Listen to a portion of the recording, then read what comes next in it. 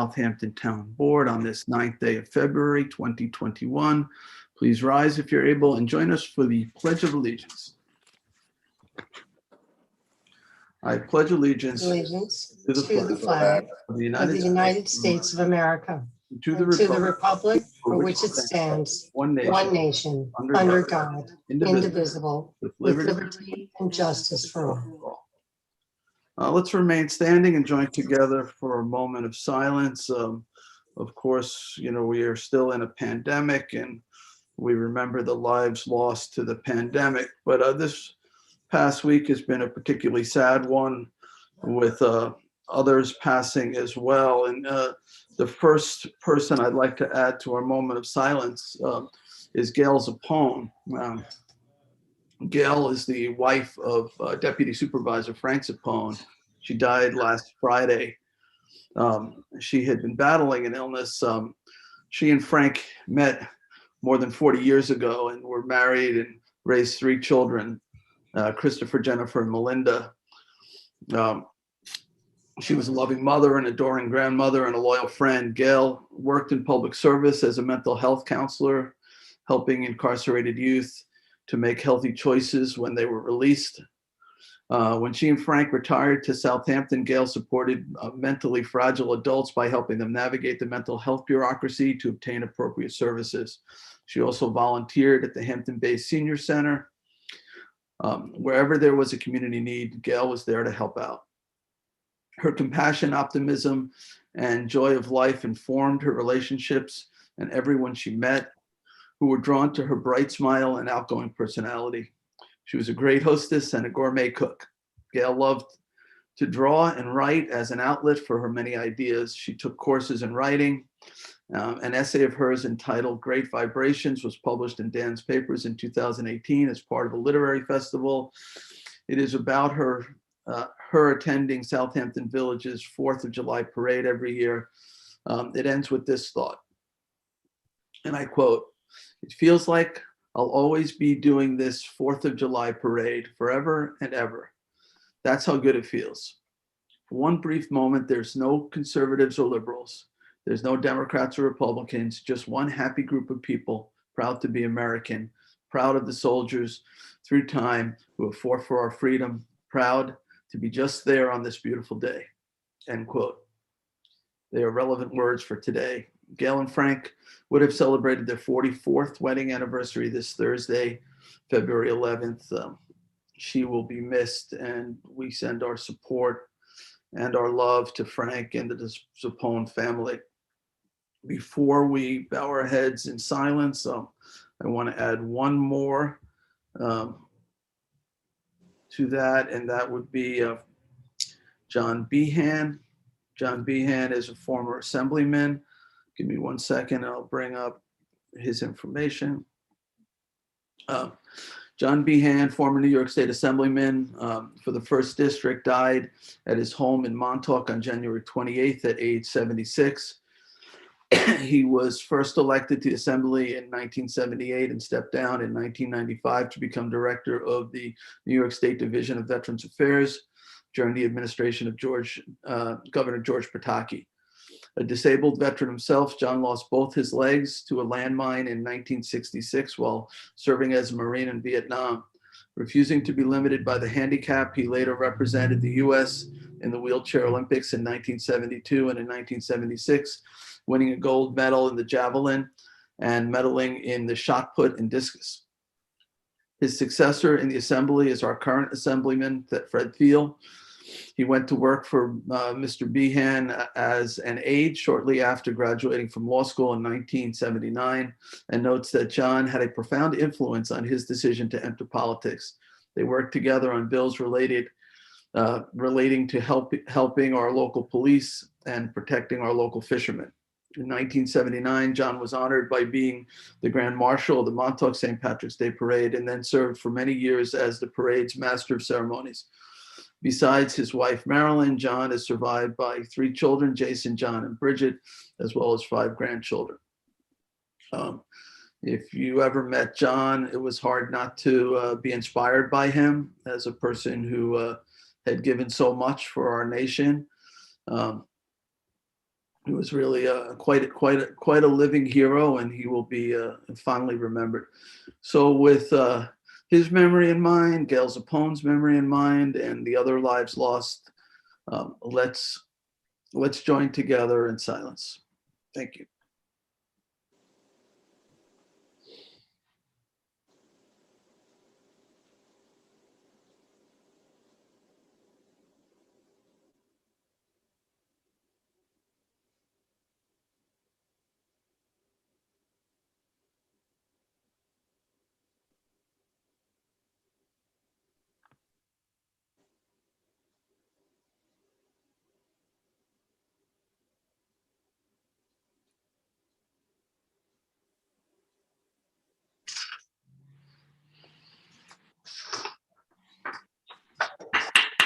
Okay, thank you.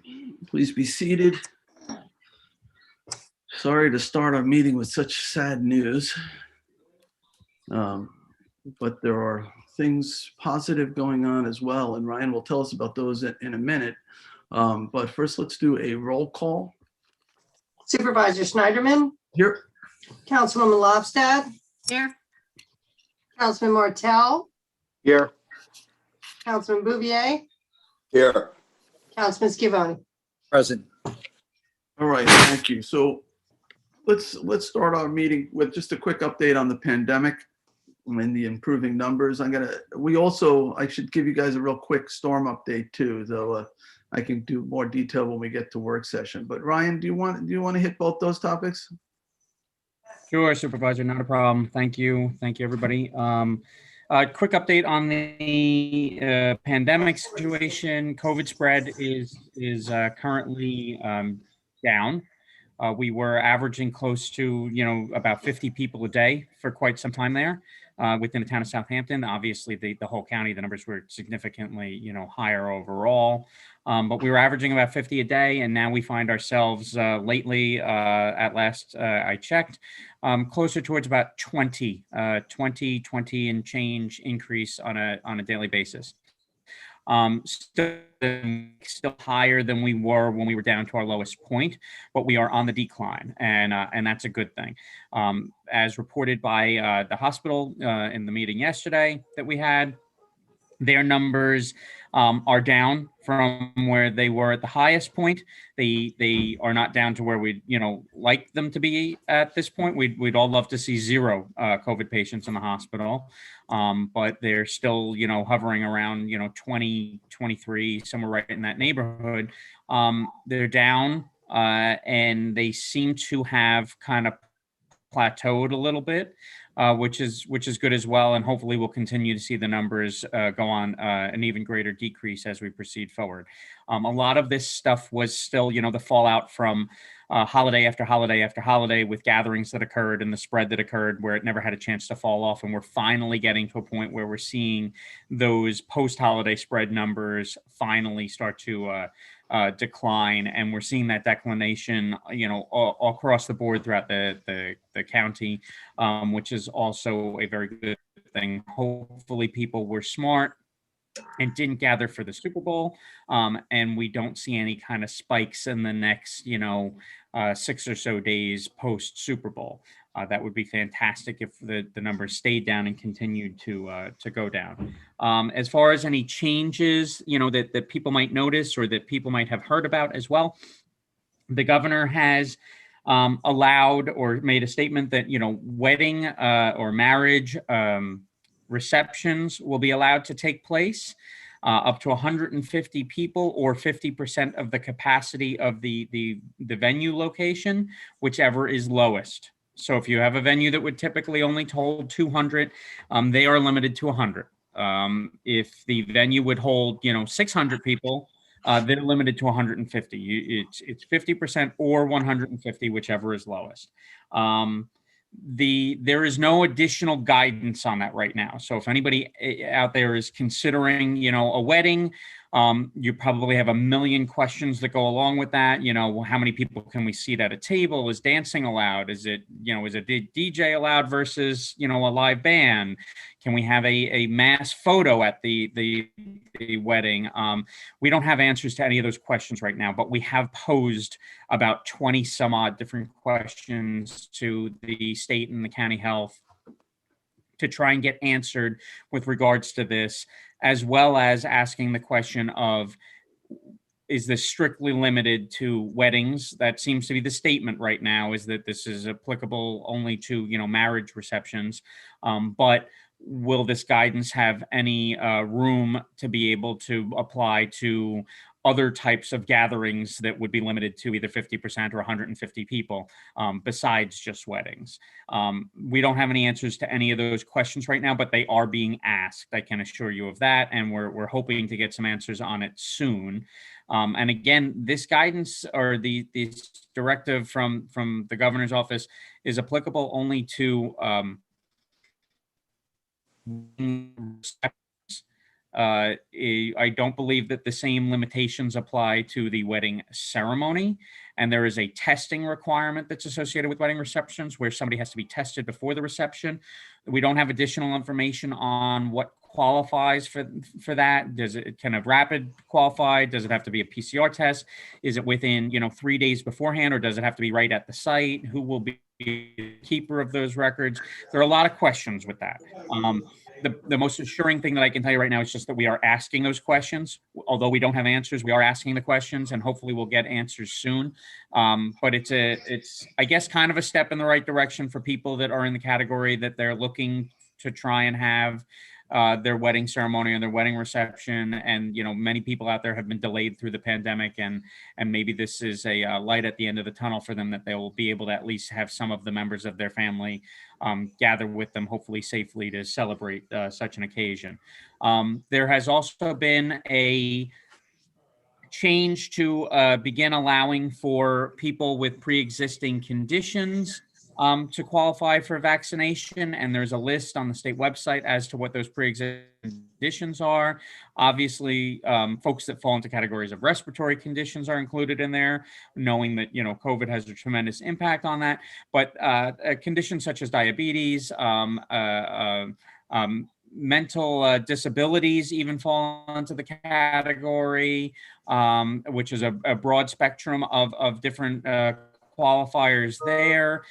So there's a decent amount of coverage within the pre-existing conditions area, that if you think you may qualify for that, I would recommend, you know, checking the state website to see if the particular pre-existing condition that you might have qualifies under the guidance from the state at this point. That said, there's no real increase in supply. There's a forecast of about a 20% increase in supply that hopefully the state will start to see soon, but we're not seeing any real indicators that that's hit yet, that it's in circulation yet.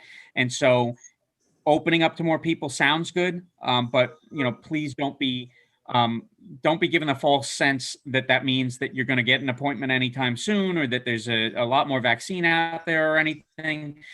We could add all of the people in the world to the eligibility list right now, and it doesn't mean that you're going to get an appointment or a vaccine anytime soon, which is worth stating, because some of the recent guidance from the state is that it's up to local jurisdictions as to whether or not they want to add, you know, restaurant workers or taxis into taxi operators into the eligibility list. The caveat that's part of that statement is that if the local jurisdiction believes that they can satisfy the requirement, if they believe that they have vaccine availability to be able to satisfy vaccinating those individuals, they can add them in. So again, the supply really isn't there. So adding people in, making that local determination would really just increase the pool of available candidates for the same supply of vaccine that's already stretched way too thin, and wouldn't really benefit anyone. So I just, again, as we have been throughout the vaccination process, would encourage people to continue to be patient with this. a lot of this rollout is far outside of our local control. It's a supply and demand issue more than anything else right now. There's just tremendous demand and no supply to meet that demand. So we just need people to hold on. And as soon as we can have an influence on it, to try and add people locally into it, if the supply becomes available, I'm sure that's a decision that we will make to try and get as many people as possible into it as soon as possible. And we continue to try and advocate for more vaccine sites within the township. We're conducting outreach to, Rite Aid, CVS, and Walgreens to see if we can set up any kind of relationship whereby particularly some of our seniors might be able to benefit from that. We've started those dialogues already with Rite Aid, and we're pursuing the same thing with the other two pharmacy chains to see if we can work something out there, even if it's just us helping to get people to their stores by way of our senior shuttling service, or helping to publicize the availability to our network of people that we deal with our meal delivery programs and things like that. Whatever it is, if we can help get the vaccine into the arms of those that want it and qualify for it, we're willing to do whatever we need to in those categories. That's the most I've got in terms of an update right now. Happy to answer any questions you might have. And do you want to give us, Ryan, a brief storm? We had basically 2 storms, 6 days apart, both pretty significant. So this one fell on Super Bowl Sunday. Yeah, so the first storm dropped more snow than the second storm. Depending on where you were in the township, you saw anywhere from probably about 6 or so inches to maybe 10 inches of snow. The western side of the town got more than the eastern side of the town. Overall, the storm was handled, very well. I think one of the if there's even a weird way to have a silver lining to COVID, and that's hard to think of with all the devastation it's brought, but it's that we have gained an increased capability all over the place. To be able to work remotely and work from home and not have to be out on the roadways. And so thankfully, I think a lot of people heeded those warnings, stayed home, and we didn't have a real high volume of, motor vehicle accidents and disabled vehicles on the road for either storm. And that's a good thing. The second storm just fell on a Sunday, so that naturally helps us with not having to have as many people on the roads. The fact that folks really, couldn't gather was probably very helpful in that they weren't moving around from place to place to go in and watch the Super Bowl at different locations. This last storm probably dropped somewhere, around 4 or 5 inches all over the place, maybe up to 6 in different parts of the town. It was a bit heavier of a snow than the last one, but overall, the power grid, held up well for us, and that holds true for both storms. We did see tree branches down, tree limbs down. We even had some fires as the result of lines coming down in a tree in one location. But we topped out at about 1,200 outages on the first storm, and this last storm we didn't even come close to that, which is thankful because the snow was a bit heavier.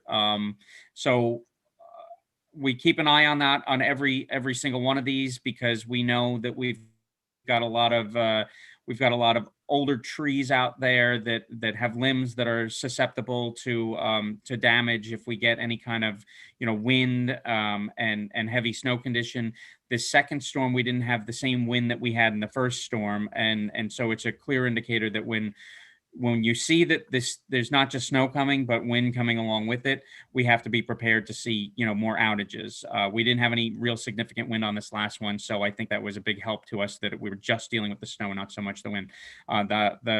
The highway plow operators were out there doing an excellent job in both cases, keeping the roads clear. PD was out there. We had our emergency operations center open for the first storm. We didn't open it for the second one based on the quantity of snow that we anticipated, although we were monitoring all the conditions throughout the storm. And I know, Supervisor, you and I were texting and emailing and calling back and forth throughout this entire last storm on Sunday, all the way up until about game time. And discussing the conditions as the day went on.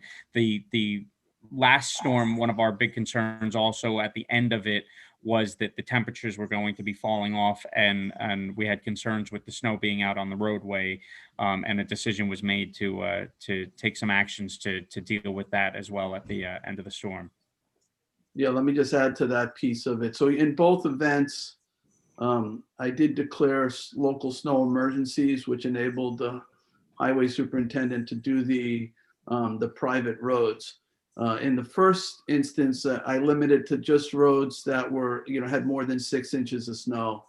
The second one was more broad because Superintendent Gregor was concerned that the wet snow was going to freeze because there was going to be quite a drop on Sunday night into Monday, which turned out to be the case. And his feeling was if he didn't remove the snow from those private roads, they would become just ice slicks and very hard to remove, and would create a problem if they had to get ambulance or police into those areas. So the decision was made to make it a snow emergency, which then allowed his crews to go onto those private roads. I'll echo what Ryan said about highway. They did an excellent job. They worked while the people were getting ready and watching the Super Bowl. They were out there cleaning up the roads and making things safe. Also municipal works in terms of preparing town buildings. Christine Fenton and her employees did a great job too in terms of prepping town buildings. So thank you to Mr. Gregor and to all of the highway employees and all the other town employees that were involved in the storm response. And hopefully we won't see it again for a little while. I don't know, Ryan, when's the next one? We're expecting, it seems like at this point we're expecting snow every other day. Thankfully, the amounts are staying kind of low in the forecast for right now, but as Councilman Schiavone knows, I'm a follower of the groundhog, and so far his prediction has been right this season after the February 2nd observations were made, and we're seeing snow in the forecast continuously going forward, which is why we're trying to beef up salt supplies, and regionally that's an issue right now that we're contending with on the outside. And we also have a meeting with the reservation tomorrow between myself and the state to discuss any assistance that they might need for snow removal or sanding and salting going forward, how we can establish a better pathway of communication to get those needs met throughout the rest of the season. Yeah, there was an issue yesterday with the roads on the reservation. They asked for help with salt and sand, and Ryan was able to reach out to the state DOT and get them to take care of that, which was great. Okay, any questions on COVID or the storm response? All right, excellent. So what I'd like to do is first add a couple items to the agenda. There's a few walk-ons. There's 5 of them. Number 35845 is offered by Councilman Bouvier. It's a second notice to bidders for acceptance of Town of Southampton North Sea landfill leachate wastewater. 35850 authorizes the supervisor to sign documents for the transfer of sanitary flow credits as it relates to the subdivision map of the woods at Hampton Bays. In Hampton Bays, 35870 is our third warrant. 35879 offered by Councilman Martell awards and authorizes the supervisor to sign a contract with Quintal Contracting Corp for the Bay Avenue bulkhead replacement. And the last one, 35880, recalls and amends Town Board Resolution 2021-49 with Michael J. Zarro to assist the Town Police Department with the Hexagon computer-aided dispatch software and the niche records management software. All right, so I'll make a motion to walk those 5 resolutions on. Second. I think second by Councilman Martell. We'll need 4 out of 5 for this. So all in favor? Aye. Aye. Tommy John and Julie, you were an aye too. I can see you. Yes. All right. So Sunday, everybody supported it. So we'll add those resolutions to the end. All right. Next thing I'd like to do is make a motion to approve the regular town board minutes of our January 26th, 2021 meeting. Second. Seconded by Councilwoman Lofstad. All in favor? Aye. Aye. Aye. Aye. Approved. All right. Next up is communications. Sunday, would you read the communications? Communications have been received in my office of the town clerk. We have received public notices from the town of Riverhead, a notice of adoption. Town of Southold, notice of adoption for a zoning district. Village of Southampton, Board of Architectural Review and Historic Preservation, a public hearing notice regarding a location at Pond Lane in Southampton. New York State Liquor Authority notice to local municipality, amended application for a site in Hampton Bays. We have received letters, emails, and land use applications regarding the following: New York State lawsuit regarding Shinnecock Nation's monument on Sunrise Highway, proposed Chapter 160 mining and/or land reclamation for groundwater monitoring requirements, proposed Chapter 330-185.1 shift authority of non-conforming uses from ZBA to Town Board. Central Pine Barrens Commission findings, statements, and decision regarding the Planning Board matter of Lewis Road, PRD, and a Zoning Board of Appeals applications for Wells Lane, Hampton Bays, and Crescent Street in Noyak.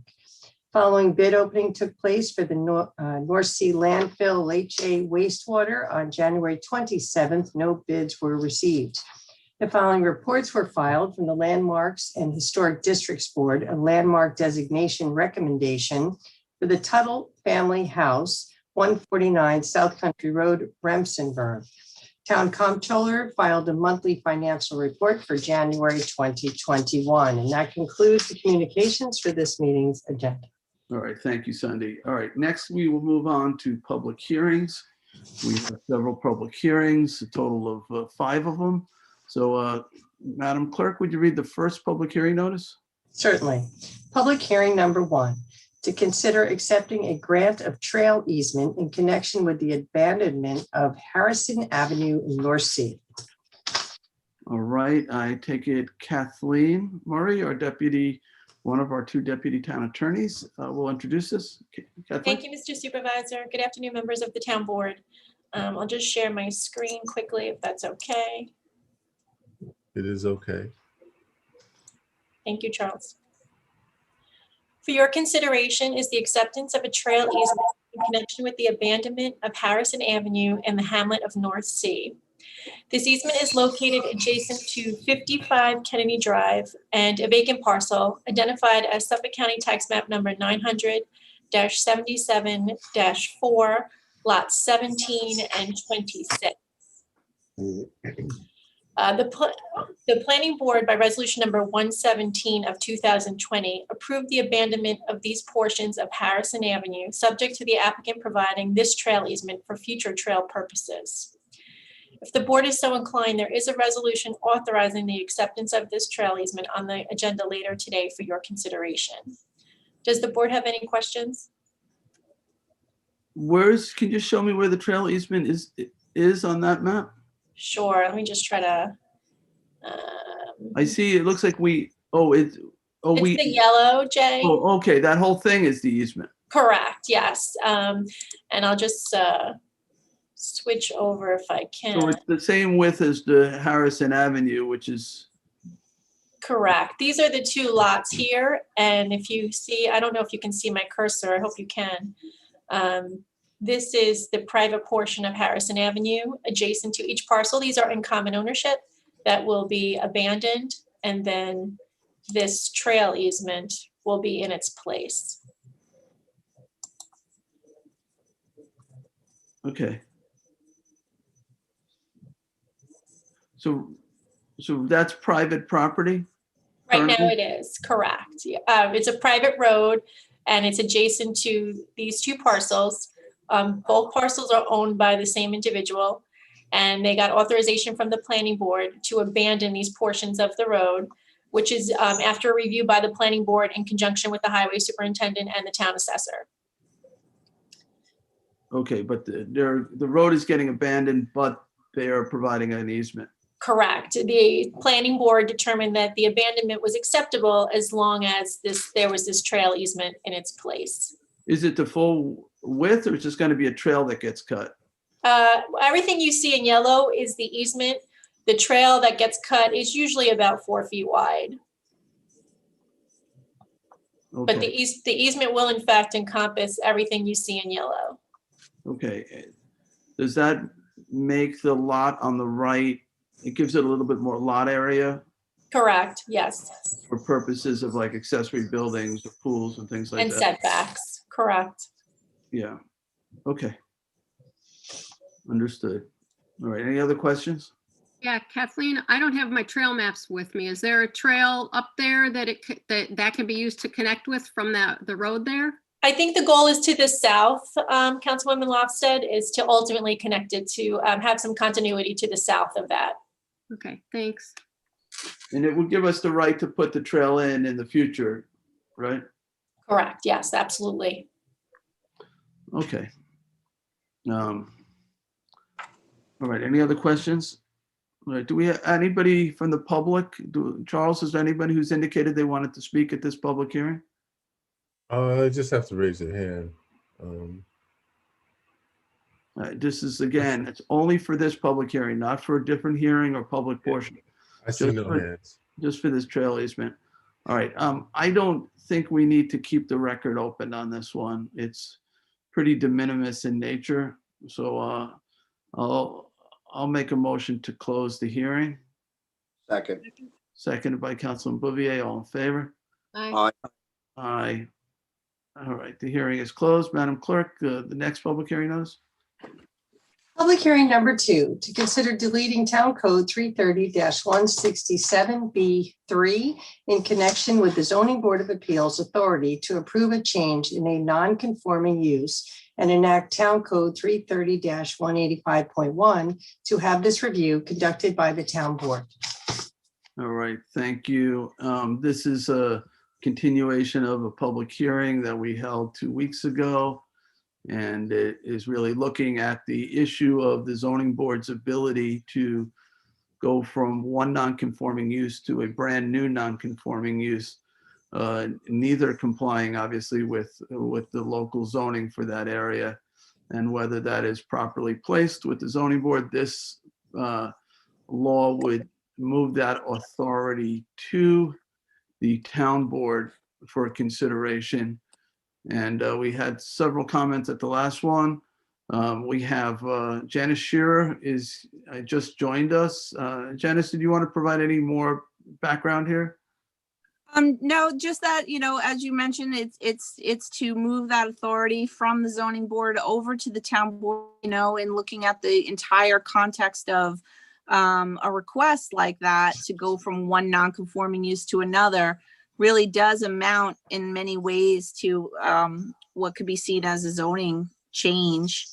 And I think that's why, you're more interested in it being within your purview.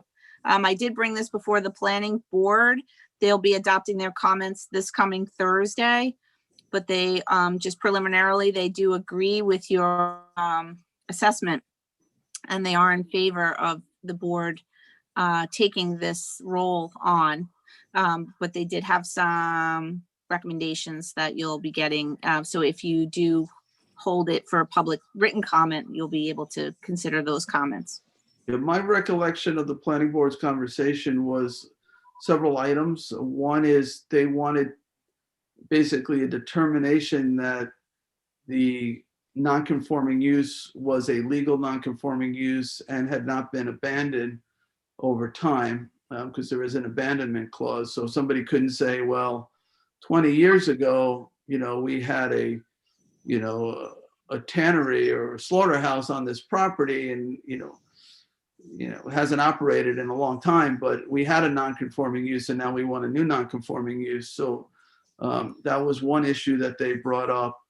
And they also questioned whether, if it was a related use to the current non-conforming use, that the idea of maybe leaving that with the zoning board, if it was a completely different use, then coming to the town board. So let's say you were going residential to residential, but a different type of residential versus,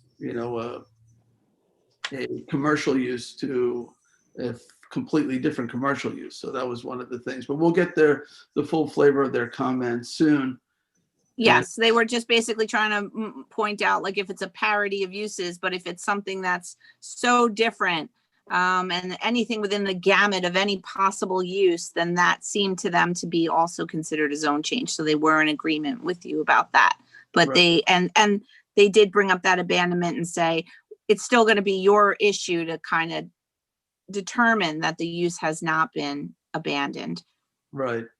The genesis of this really, to me, having spent a lot of time, on zoning boards and being very familiar with zoning, this idea that the zoning board would craft a use that had never occurred on a property that didn't conform to zoning did strike me as a zoning tool, a rezoning. And, under state law, I don't see where that authority rests with the zoning board. That seems to rest with the town board. And the decision that something is better for the community, wouldn't that be better determined by an elected body, by the community, to make that assessment? So as you know, there's no standards in the current law. It's just if the 7-member zoning board determines that the new use is better than the old use, they have the ability to approve it. Typically, a rezoning has several hurdles, including a Suffolk County Planning Commission review and other things. So I'm glad we're discussing it. I know at the last meeting, people raised issues about whether it should apply to all, or whether certain people or certain applications in the process should be allowed to proceed under the current regime. Those are all things to talk about. I tried to set up a planning meeting, but because of the weather, we had to reschedule it. So we're still looking at those things. I'm going to turn this over to the public, but I'm not going to be looking to close this yet for a number of reasons. One is because we haven't got the formal opinion of the planning board. And also I'm still trying to vet some of the concerns that were raised in letters and at the prior public hearing. But with that, we'll go to the public, unless the board has any questions for Janice or myself. Okay, so Charles, who is first on the list for this? John Bennett. Mr. Bennett. Thanks for having the opportunity. John Bennett, Bennett and Reed, 212 Windmill Lane, Southampton. John, you know the routine. We're going to give you 3 minutes to make. I'd like a little bit more than that. The last time you gave people more time. I don't want to like barrage you with facts. No, that's fine. Do your best, then I'll make do my best. Thank you. Okay. We represent 94 Dune Road that has an application before the Zoning Board of Appeals for the change of one non-conforming use, a bar, restaurant, marina, tennis courts, to a residential use. And that application has, at our request, received a positive declaration under the SECRA. It's fully scoped. We're preparing a draft environmental impact statement now. And I'm going to end with saying these are the types of applications that you should just leave with the board from all point of view of fairness, and not have to worry about whether or not there's any public comment input. The public's had an enormous amount of comment. It's going to go through the entire SECRA process. You should leave it there. I think you should leave the entire process with the Zoning Board of Appeals, and I'm going to tell you why. And I think the board's being a little bit too reactive, if I may, to certain applications, and you're tarring everything with that brush. And that's unfortunate, because you're the stewards of the code, and your response shouldn't be reactive, but rather to take into consideration the long history of this. I've been dealing with this code both as the town lawyer in the last century, and both in applying this code and objecting to it, having applicants and objections to this. And it's actually it's a great tool. It's used properly. Some great applications of it. The water side down in Noyak is probably a great use. It went from a very, very intense bar, nightclub, restaurant to a very sleepy residential use by reason of this very tool. And that's important. No one's brought up how many wonderful applications of this have been used. So that's extremely important. The key is to add conditions, as far as I'm concerned. I agree with this sort of loosey-goosey conditions. But I've add conditions to the current law. Some of them I thought about as the Village of Southampton says, making sure that all the parking requirements are met. You take out the grandfathering section, so you have to comply with the current parking. Make them all, unless they meet this threshold, unless they stay under the type 2 thresholds, make them all type 1 actions. We went in and said, go ahead. We'll do the entire environmental review. Insist that there be a net reduction of nitrogen loading. That's one of the things that we're doing, but make that a standard. Insist that even if you're not expanding beyond the FEMA requirements, that you comply with the required FEMA elevation requirements. If it's a historic, something's been talked about as historic, talk about requiring a study for adaptive reuse, something like that. Grab this opportunity and make the Zoning Board of Appeals, so that people with the expertise do this. This shouldn't be politicized, and that's what's going to happen. I always say this is just the case. You get what's a land use application, because this is a separate application for one property before a political board. It's going to be politicized. It's not a criticism. It's just a real world thing. By the way, we put in a case, which Jim is probably familiar with, Medford versus Town Board of Brookhaven. I think that's pretty square on point. Zoning Board of Appeals is not supposed to be in the variance business. It's specifically outside of the New York State statutory scheme. So, and I think Jim is aware of that case. He may see that this is a different iteration here or something. What did you say, just the zoning board is not supposed to be in the variance business? Absolutely. Medford versus Town Board of Brookhaven. The court talked about the statutory scheme. The Brookhaven Town Board had taken over some variance powers. You just said it. You said it incorrectly. You said the zoning board wasn't supposed to be. My apologies. Thank you for correcting me. I apologize. Yes, the town board was taking over some zoning powers there, and the court said that was inappropriate. I mean, the horrible thing to that is, the doomsday thing is, okay, we'll just take it totally out of the code. I think that's a bad idea. I think you should control this. It's sort of like the PDD thing that happened. That got, some of them were they just should never have been filed. So the board, I think, in my humble opinion, overreacted, because that was a tool that could be used well. This is a tool that should be used by the Zoning Board of Appeals. Make referrals to the planning board, require a specific planning board report. I think the idea, no abandonment, everybody should be able to do that. It's very interesting that you say that. Anytime I've made an application based upon one of these things, the first thing I've started with is this is not an abandoned use, and I've gone through all of the standards to make sure that it's not abandoned and the zoning board feels comfortable with it. I know there have been some issues about whether or not that happened in some of these applications in the last 10 to 15 years.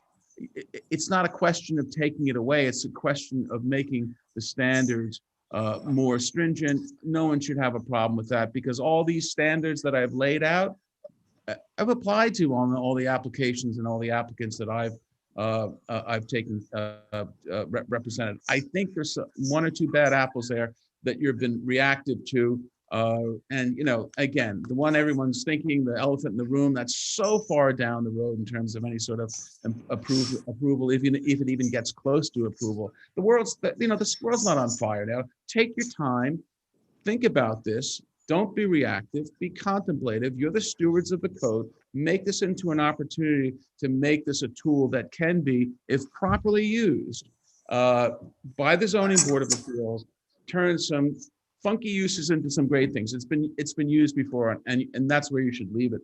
And just one final thing, we all scratch our head. The New York State, before there's any laws that affect procedure and all sorts of stuff, the New York State has something called a Code Revision Commission. I don't know, particularly with something sweeping like this, you have great town attorneys. It's really wonderful that you have them, but you also have a wellspring of a lot of expertise out there. I don't know why you don't have sort of like a mini law revision commission, so the people who have both represented applicants, and objected to things, lawyers that have done that for many years, don't take a look. All we're trying to do is make these codes better, make more sense, and I would ask you to do that. But again, at the minimum, and then I'm just speaking selfishly for my client, at a minimum, this application is so far down the road. We did the right thing. We went in, we asked to be a positive declaration. We're drafting a DAIS now. It's been totally scoped. You should leave that alone. You should trust the zoning board of appeals, particularly there's such a transparent application right now. The public's going to have plenty of opportunity to be heard on it. That at a minimum. But overall, and thank you, I know beyond my 3 minutes, you should keep this where it belongs to the zoning board of appeals. Thank you. John, can I just ask you a quick question regarding the application you represent? That is, that the zoning in that district, that residentially zoned? Yeah, it's residentially zoned. We're going to residential zoning, but albeit a much larger density, sure. But, you can't expect people, I always tell people when I go into these boards, someone's not going to go in and say, okay, I'll make everything on this 4,000 square foot lot comply. I just want to rebuild 4,000 square foot. That's just not human nature. What is the size? It's got to be a horse trade. I'm sorry. What is the size of that lot?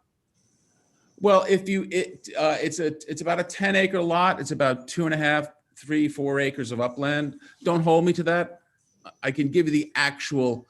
I don't have the. A lot of it's underwater. There's about 4 acres upland. Is that what you said? I wouldn't say it's underwater. It's not all. There's only a dug canal in there that was dug before the New York State Tidal Wetlands regulations. But that channel is underwater because it's a dug canal. But the rest. I don't want to get too far into the application, but what's the current yield residentially? If as of right, how many homes?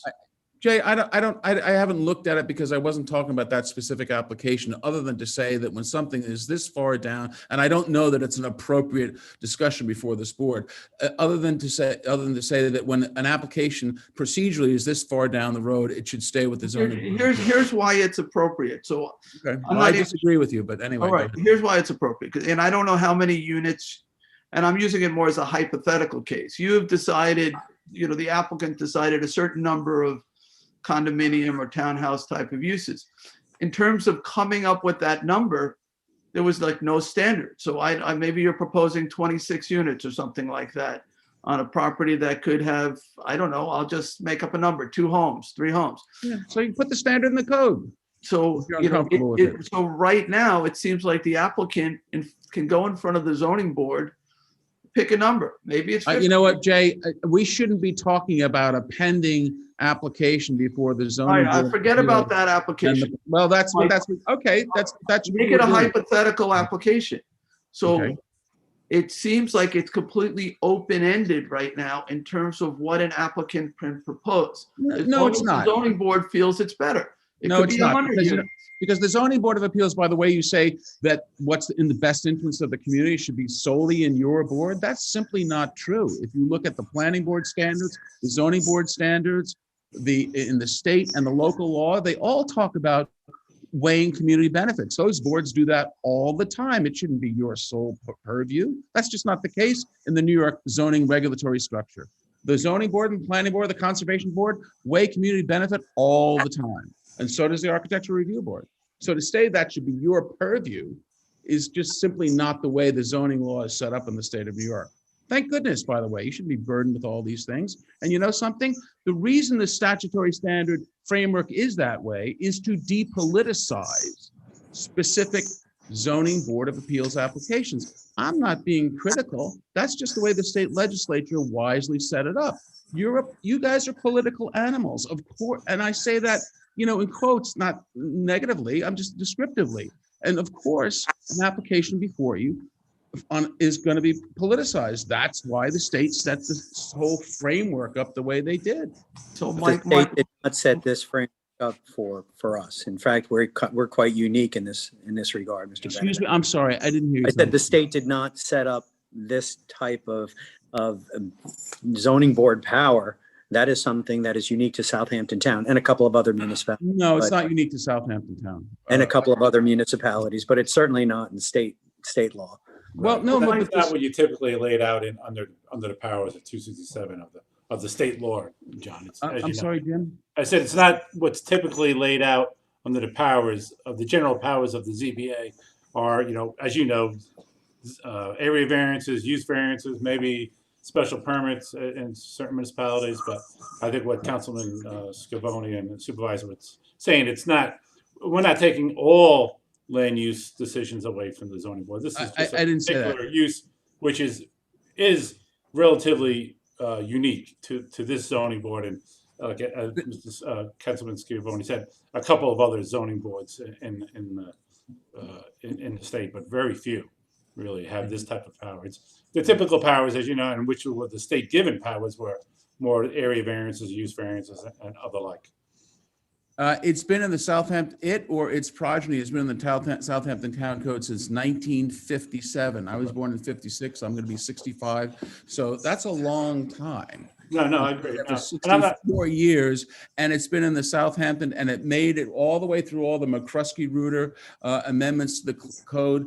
You have to look at this and just can't say, oh, there may be some bad applications. There have been some wonderful applications of this power that you wouldn't have gotten there any other way. They would have been spot zones.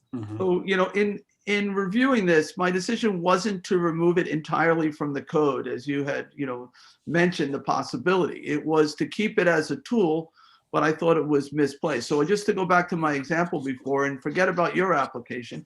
So you have, hypothetically a lot that if it went to a conforming use, maybe would have a yield of, I don't know, let's say 2 houses or 3 houses. If they wanted a higher yield, yeah, they could go to the zoning board and ask for a variance, which would be a very typical thing to do. But in this process, the new residential use, there's no standard for how much of an increase of density there is. That strikes me as a little bit too open-ended. So you could potentially go from a lot that might have 2 residential uses to a lot that has 50 residential uses. That could be that's a lot of power to leave in the hands of a zoning board. Now, maybe you feel they deserve it, but that's something I want the board to look at, because right now there are no standards. I started. Just let me finish, John. The conforming use has standards. If you're going to make it conform to zoning, you can determine the yield based on the code. You can't determine the yield based on this provision because there is no yield. And we're seeing that, but that is a concern. Yeah, I know, but that's the whole idea of the code section, to make it flexible enough so that you can come in, number one. Number two, if that's a concern to you, then you can deal with that with standards. You can say, can't go beyond a certain use. And by the way, you wouldn't be circumscribed by the case law, because as Jim says, this is a bit of, a unique provision, unique to a handful of municipalities out here. But it's been a good code section. Study it a little bit more, talk about conditions, get some more input on this have some people talk about the times when this has, and the water side is a good one. This code in the section and in the town code has been a wonderful tool.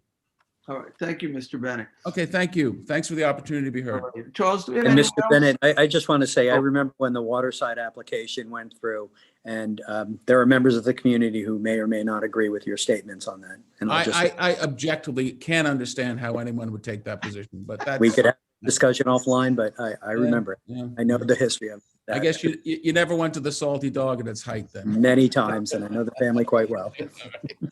I'm sure there's lots of people who miss the Salty Dog. So, Camden Ackerman. all right, Camden, you have 3 minutes to make your comments now. Hi, good afternoon. I'll be very brief. I'm here on behalf of the Southampton Business Alliance. We've had a number of our members reach out to us to share their concerns about this proposal. We would just like to be on the record that at this moment, the Southampton Business Alliance opposes this measure. I would say that there is, kind of as Mr. Bennett outlined, there's a lot of concern that this kind of backtracks from where we were a few years ago when the PDD law was removed, and that this opens the possibility for decisions in the future to become more and more political. So, All right, thank you. thank you.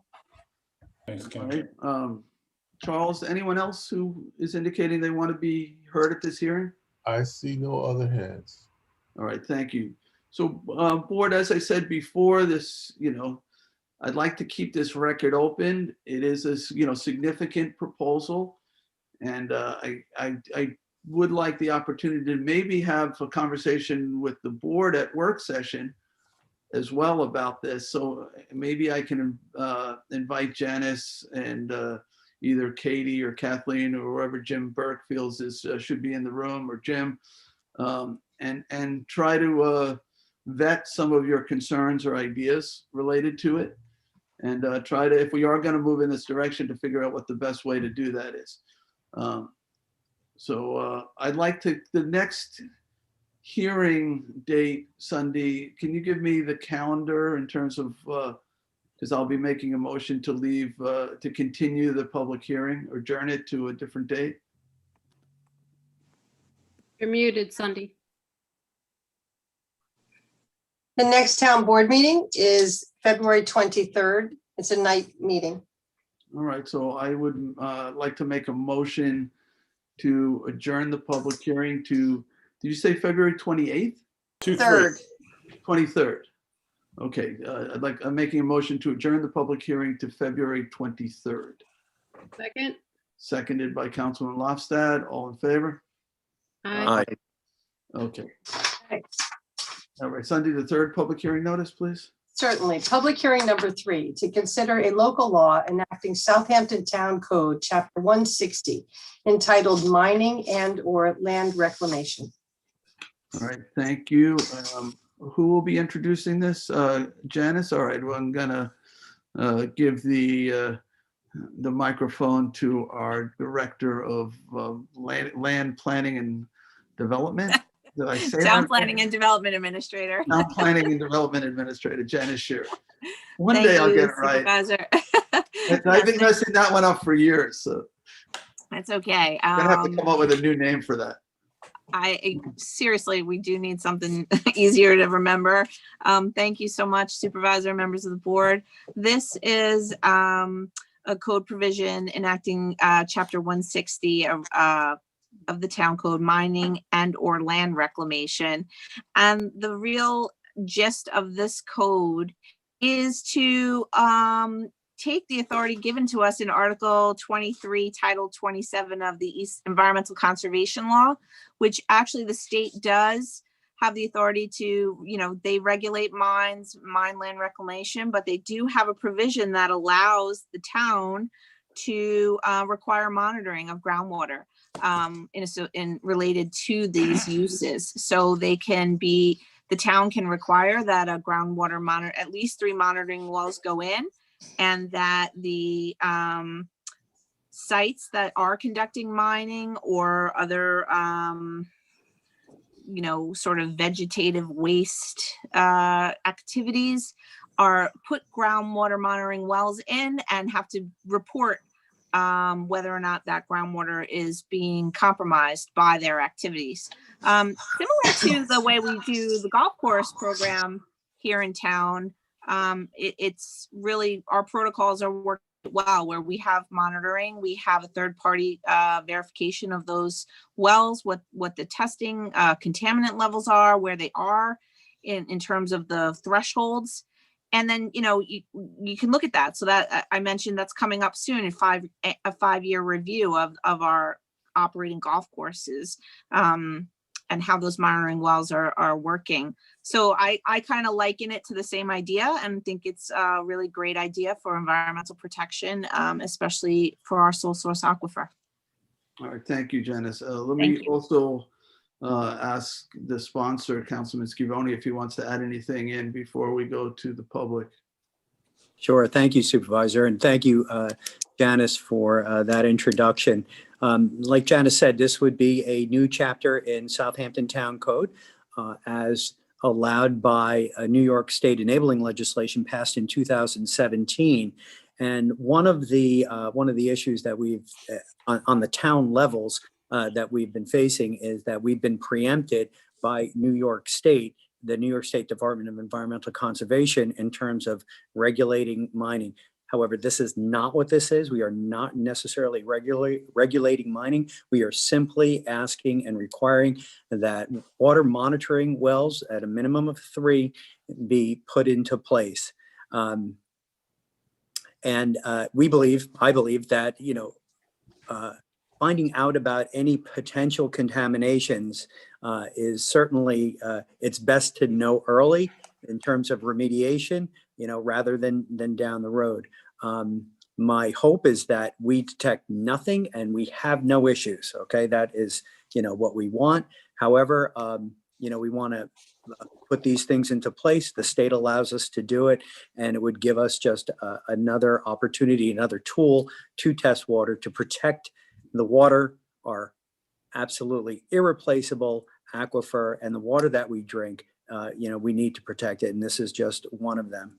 We have received we've received two comments, or other extensive comments from the public. And I just want to let the board know and the public know that we are vetting those comments still, and I will be holding this public hearing open and adjourning it to the 23rd of February. All right, thank you, Councilman. All right, to the public, Charles, do we have anyone who's indicated they wish to be heard on this hearing? Yes, Bob DeLuca. He's coming in. Do we have others as well? Yes. Okay, so we'll start with Bob DeLuca from Group for the East End. Bob, you'll have 3 minutes to make your comments known to the board. Thank you. Good morning or good afternoon, town board members. My name is Bob DeLuca, and I serve as president of Group for the East End. First, I want to express our condolences to the Behan and Zappone families. Gail and John exemplified the highest levels of community service, and we will miss their presence and example in our midst. That said, I join you today to offer our strongest support for the adoption of Chapter 160 of the Town Code. As you may recall, we've testified previously on this matter, and we believe the current proposal provides increased clarity with respect to the details of the groundwater monitoring programs that will be required, the review standards for monitoring protocols established, and the consequences for failing to comply with this important water quality initiative. In contemplating the concerns of regulated parties, we would encourage a final monitoring protocol that's consistent with the sampling methods and suite of chemical analytes that is presently included in the monitoring protocols of the Suffolk County Health Department. This is especially important with respect to emerging contaminants, as the County Health Department consistently has the most up-to-date information on those chemicals of concern. Moreover, as you consider the adoption of this legislation, I think it's important for the record to reflect the fact that Southampton has wisely spent the better part of 4 decades focused on professional planning efforts and financial resource contributions to the long-term protection of our highly vulnerable and exceedingly valuable groundwater aquifer. But despite our best efforts, however, we continue to discover new sources of contamination that can cost the public dearly, not only in terms of the quality of the water supply, but the costs of cleaning it up or public water expansion. We've also learned that early detection and intervention remains the very best option when it comes to maintaining the quality of our sources of fresh drinking water. And it's this understanding that has driven the town to lead the region in requiring advanced testing and monitoring protocols for potentially contaminating uses, such as golf courses that Janice mentioned. And now with the recent state authorization for groundwater testing programs and mining operations, we believe the adoption of this legislation will be highly consistent with years of research, planning, and investment in the future of our water quality. And I'll wrap it up this way. One of the greatest challenges in protecting our region's groundwater is the work of understanding how closely aligned our daily activities are to the quality of the groundwater that's just beneath our feet. And I know you all understand that.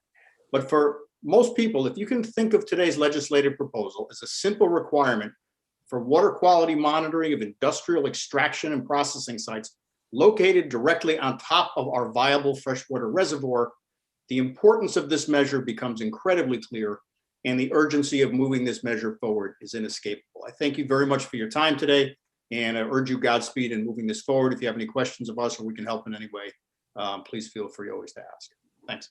Bob, just one quick question. Do you know, has any other municipality yet adopted a groundwater monitoring requirement since the legislation was approved by the state?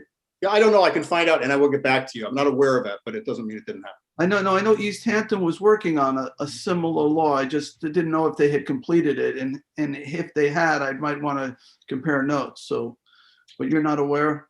I'm not. And I kind of think that you and they were sort of neck and neck at the beginning of this process.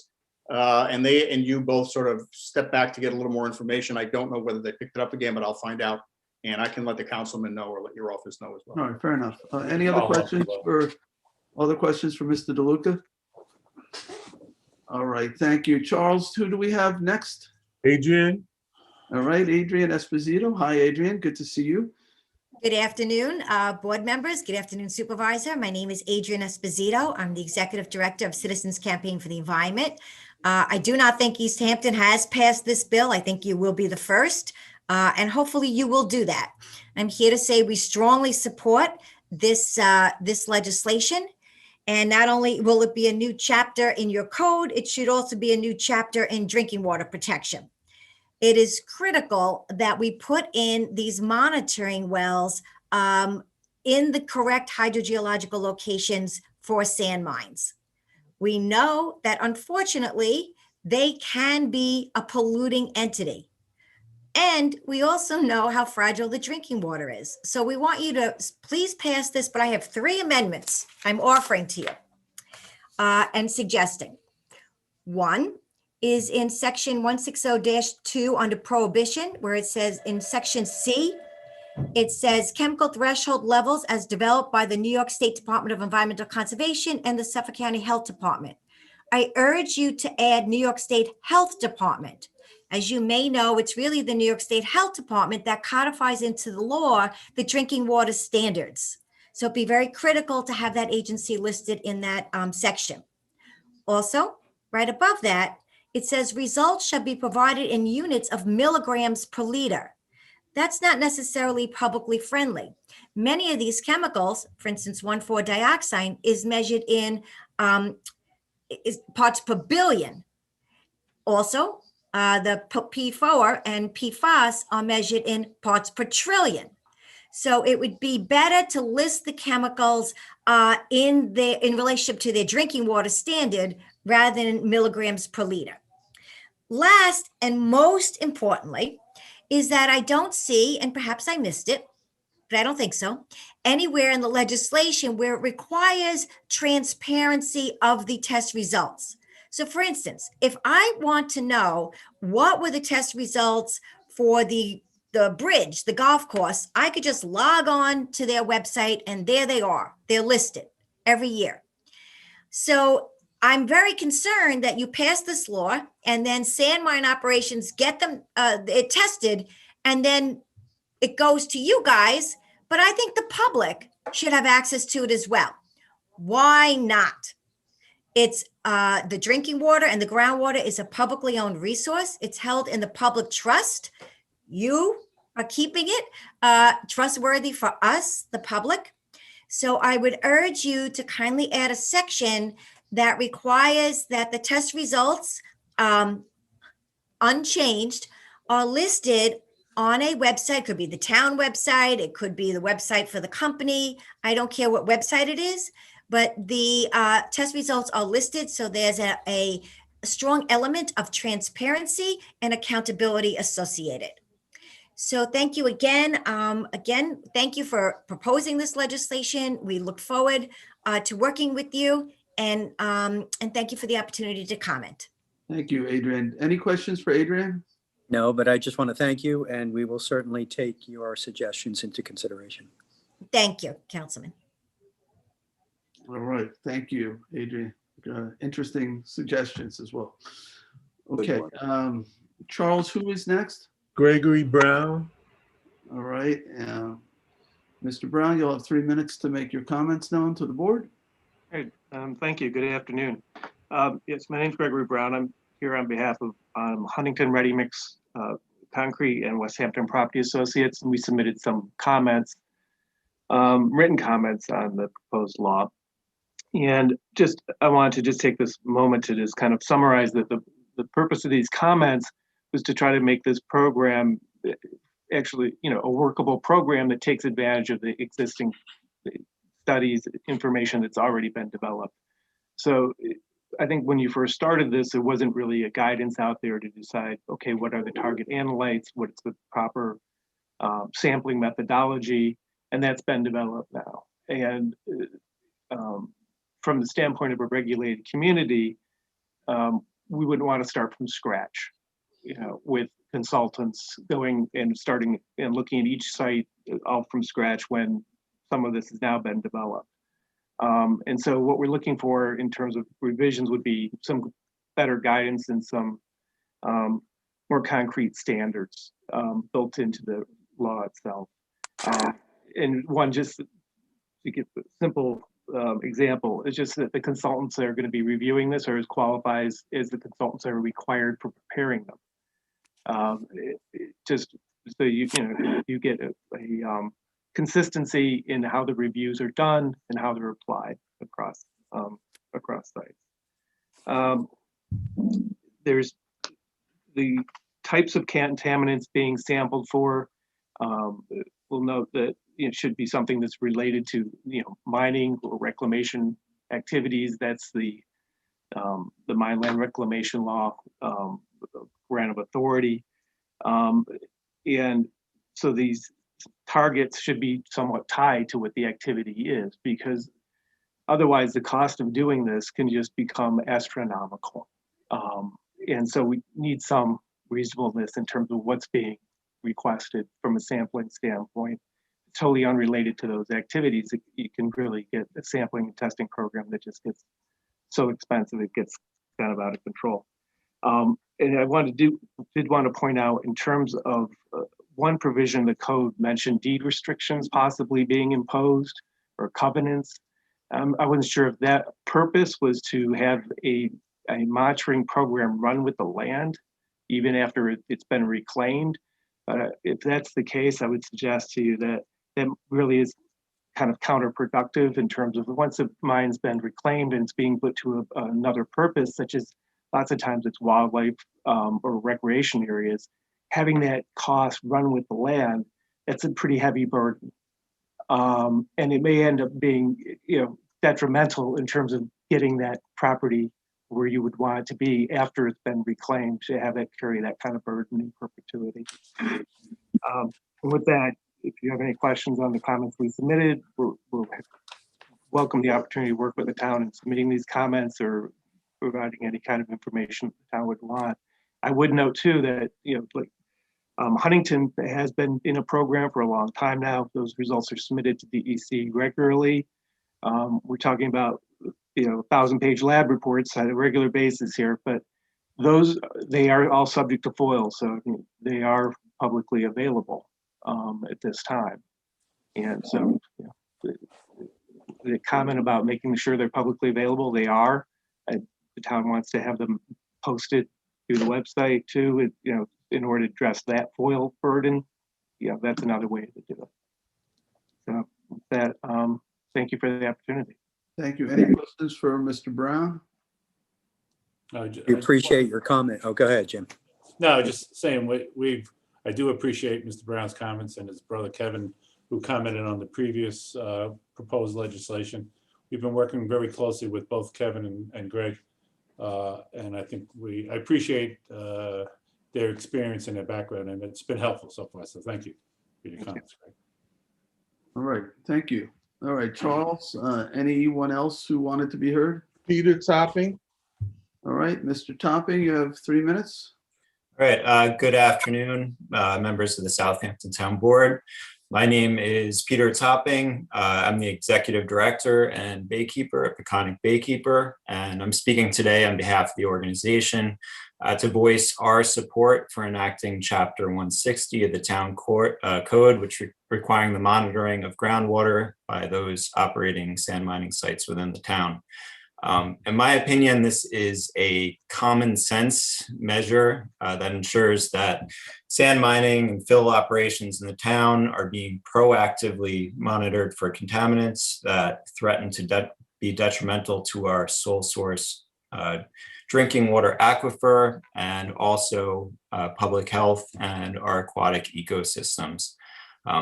Since these operations function within the town, I believe it's in the town's best interest to ensure that each operation is compliant and held accountable, adhering with all regulations and protecting public welfare at all times.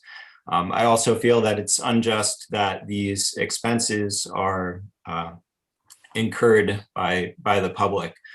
As we've all seen through, especially this past year, the state has been strapped with funding. A lot of resources have been sent elsewhere. And this is a prime example where issues that could be solved proactively could go by the wayside if there wasn't an active management plan in place. So thank you to Councilman Scavone for sponsoring the legislation, and to the board for your proactive actions to protect our water. And once again, please accept the support of Peconic Baykeeper. All right. Any questions from the board? All right. Thank you, sir. Thank you. Thank you. Charles, anyone else? That's it on this public hearing.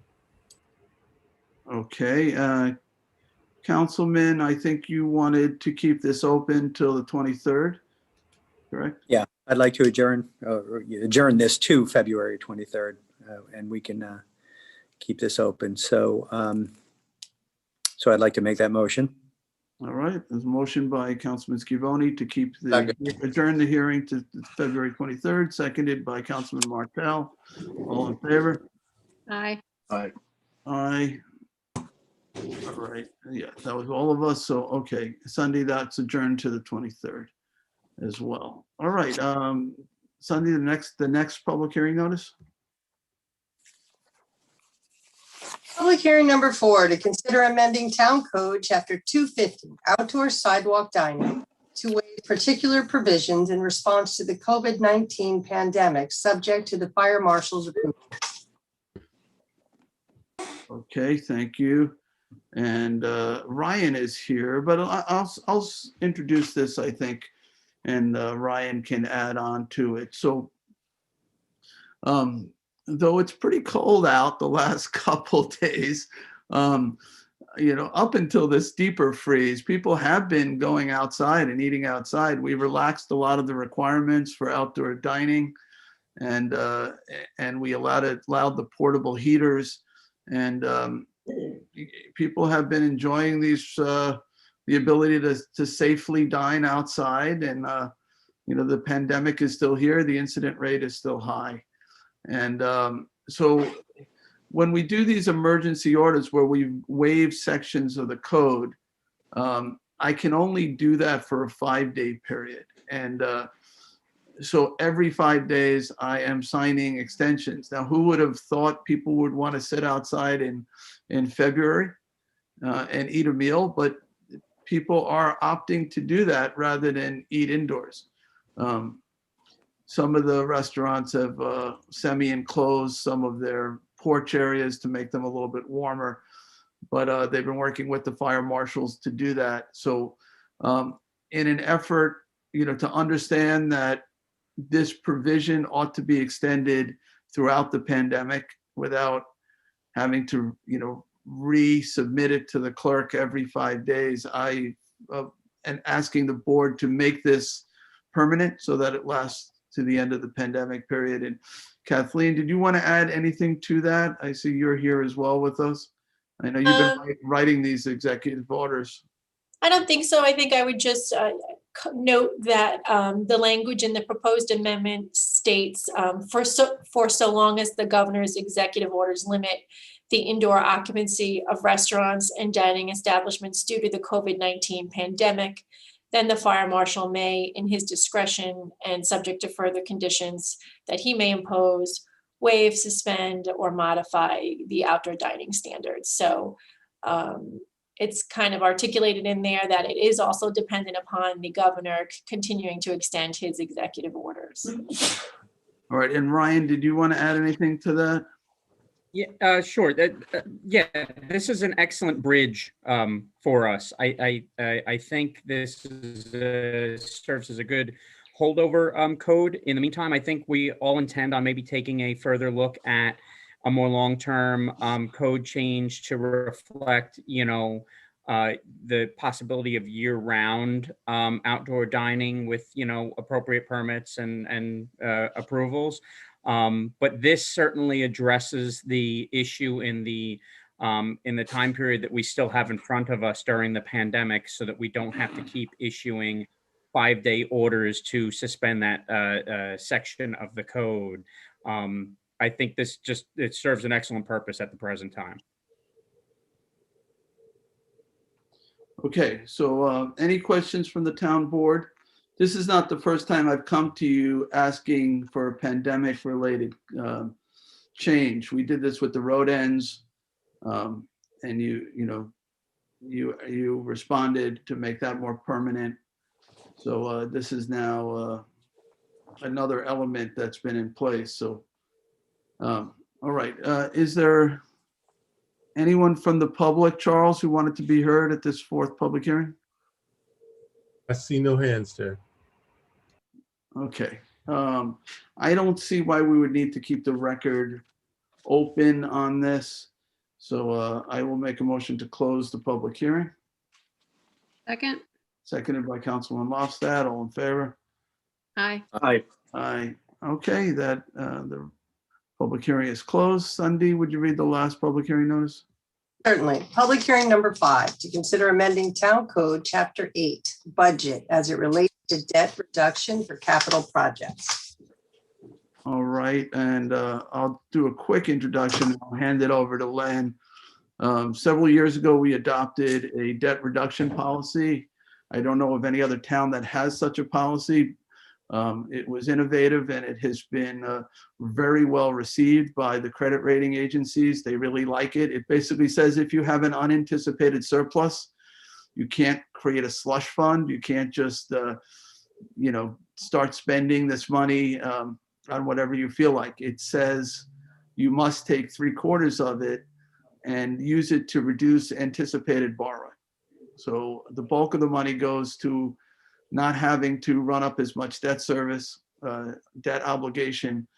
The one issue we ran into is we don't always have the books reconciled at the time that we go out to bond. And that is the problem that Len encountered this year in an effort to try to get the borrowing done early to take advantage of historically low interest rates. We're going out now in February to the bond market when the books aren't reconciled till end of March, early April. So you can't encumber amount that you haven't certified, and that's the ultimate problem here. So what this legislation does is it applies the debt policy to the next available borrowing after the books are reconciled. Len, did I get all that right? Is there anything else you want to add to it? No, you hit it right on the head. The credit rating agencies do love our policy because it, good, bad, or indifferent, it kind of ties elected officials' hands a little bit so that they can't spend money. And that's always a good thing. No, it is a good policy. And I do believe we're looking at another year where our surpluses will have grown beyond where we thought they would have grown. And so it basically makes it so the taxpayers benefit ultimately, by keeping taxes low, by reducing debt service. Yeah, we adopt the capital plan. We know how much we're going to borrow. So we're not creating new capital projects. We're taking the ones that were already anticipated and just borrowing less for them. That's correct. And we plan on, as we did the history on this, you can see going back since we've had this 75-25 law, it saved us millions and millions in borrowing costs. So this coupled with your pay-as-you-go policy combined, the town is like $10-12 million less in debt because of that policy. So it's these little things that add up. And if it wasn't that the market was so wacky this year, I wouldn't have, we usually go out in May or June or something, and that's plenty of time. So, but because even waiting this last month, I watch the market every day, and it drives me crazy that I can't sell these bonds so quickly. We're losing potential interest rate savings. So that's just one of the things that I thought would be beneficial. If we can get it out earlier, we will. If the market allows, and if we can't, we wait. If the market doesn't really matter, then you wait until it's closed, the books are closed, and then we issue the bonds normally, like late spring or early summer. Do you anticipate, Len, a second round of borrowing this year? No, that depends on you folks, obviously. We might not have to actually borrow a second time because we'll be able to apply the 75% of the unanticipated surplus, right? Exactly. Yeah, exactly. I think we sized this next bond sale at about $12 million, give or take. We're reviewing all the documents right now, and that should do it for this year. And that includes funding for numerous projects, including 2 community centers. So. All right. Any questions? All right, let's go to the public. Charles, did anybody want to be heard on this? I see no hands. I'm not entirely surprised. It's pretty technical, so. All right. And good public policy. Yeah. Okay. Do I need to keep the record open here? I don't think so. Yeah, we need to sort of close it because time is of the essence. We have the bond sale coming up. So I would say let's close the public hearing on it. I'll make a motion to close the public hearing. Second. Seconded by Councilman Bouvier. All in favor? Aye. Is there on the agenda, is there an authorizing resolution? There is, Mr. Supervisor. Okay, so that will be eligible then. Yes. All right, so that's the last of the public hearings. We're going to go to public portion. Each speaker will be afforded 3 minutes to make their comments known. I ask that they please formally identify themselves for our record. And Charles, I'll ask you, I know some people indicated they did want to be heard in public portion. Do we? Kristen is first. All right, so Kristen, I don't see Kristen. Do you want to Coming in. open your video? Can you hear me now? I can hear you more than once. Yeah, sorry about that. Thank you so much. You have more than one device in the Oh, room. sorry. Yeah, thank you. Oh, let me shut off the other one. Hold on. Oh my Does gosh. Kristen want to be seen or just heard? Oh, I just wanted to be heard. Okay, that's fine. Okay, can you hear me? Yes. Okay, great. Thank you so much. I'm actually just jumping in on the discussion of the North Sea Beach parking proposals. Okay.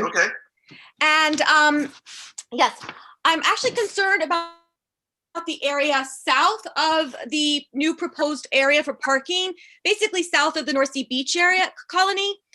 There's a pond in particular that is host to 60 great white egrets that is just feet from the road. And last year, during the spring to summer madness with the extra parking and visitors, I actually saw firsthand that the birds were disturbed, and someone even chopped down part of a tree to see the birds. This is a very fragile environment. I'm also concerned about the area in the entire Conscience Point Cowneck Peninsula that has been designated by the town as an area of critical importance to protect in the town community preservation plan. It's on the map as a green space that needs extra protection. And with the new parking proposal, there might be a push, unfortunately, unintended, to allow for parking south of that area, which would be all along the open spaces. These spaces were not just protected by the town, but we have the Conscience Point National Refuge. So our government, the state, has protected Scallop Pond just a little further along. Private donations have been made, endowments, to protect the land through the Psalms, Bacons and Druckenmillers. They all have contributed part of their land to protection. So this area is really critical to wildlife, fauna, and also the enjoyment of bicyclists and walkers who come from far away, actually, to even walk around here and enjoy the vistas. That's actually mentioned, believe it or not, in the preservation plan as well, that scenic vistas are part of the protection plan. But I'm mostly concerned about the environment and the negative effects that parking south of the beach colony, south of the North Sea Beach would have, and that right now there's nothing in place to protect that. And right now parking is allowed, but I believe there never has been an issue. I've lived here 20 years. There's never been an issue because we've never had that influx of visitors as we did last summer. And with the new parking regulations that have just a few spots available for visitors, we may see again parking all along this fragile environment. All right, thank you, Kristen. Thank you. You know, I believe that what is being proposed is significantly more restrictive in terms of parking than what historically has been allowed there. It's much more limited. There was never parking restrictions at the end of North Sea Road. They were put in place during the pandemic, and what is being proposed by Councilman Martell and others is to sort of continue those on with some limited non-permitted parking, but it's I believe significantly more restricted than pre-pandemic parking in that area. Rick, am I correct in that? You going? Yeah, you are, Jay. I mean, the distance involved where she's talking about, I believe, is quite a distance away from where we had most of the problems last year. So there is some parking. I think it'll just be a total, not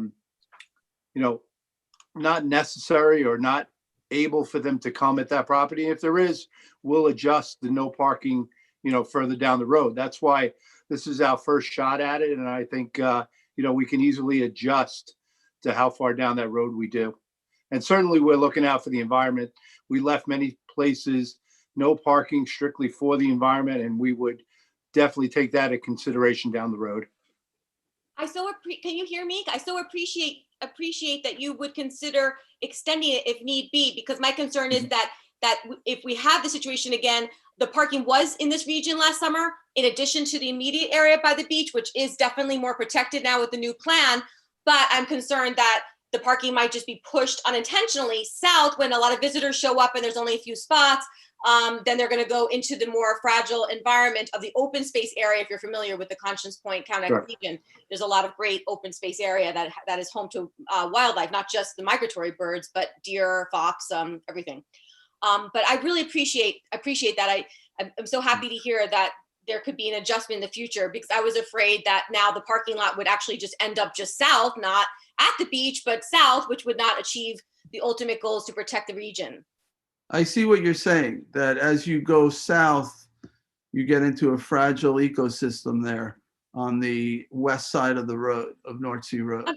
On both sides, the National Wildlife Oh, right, Refuge. both sides. I'm sorry, east side too. There's a pond on the east side. I'm just noticing that on the aerial.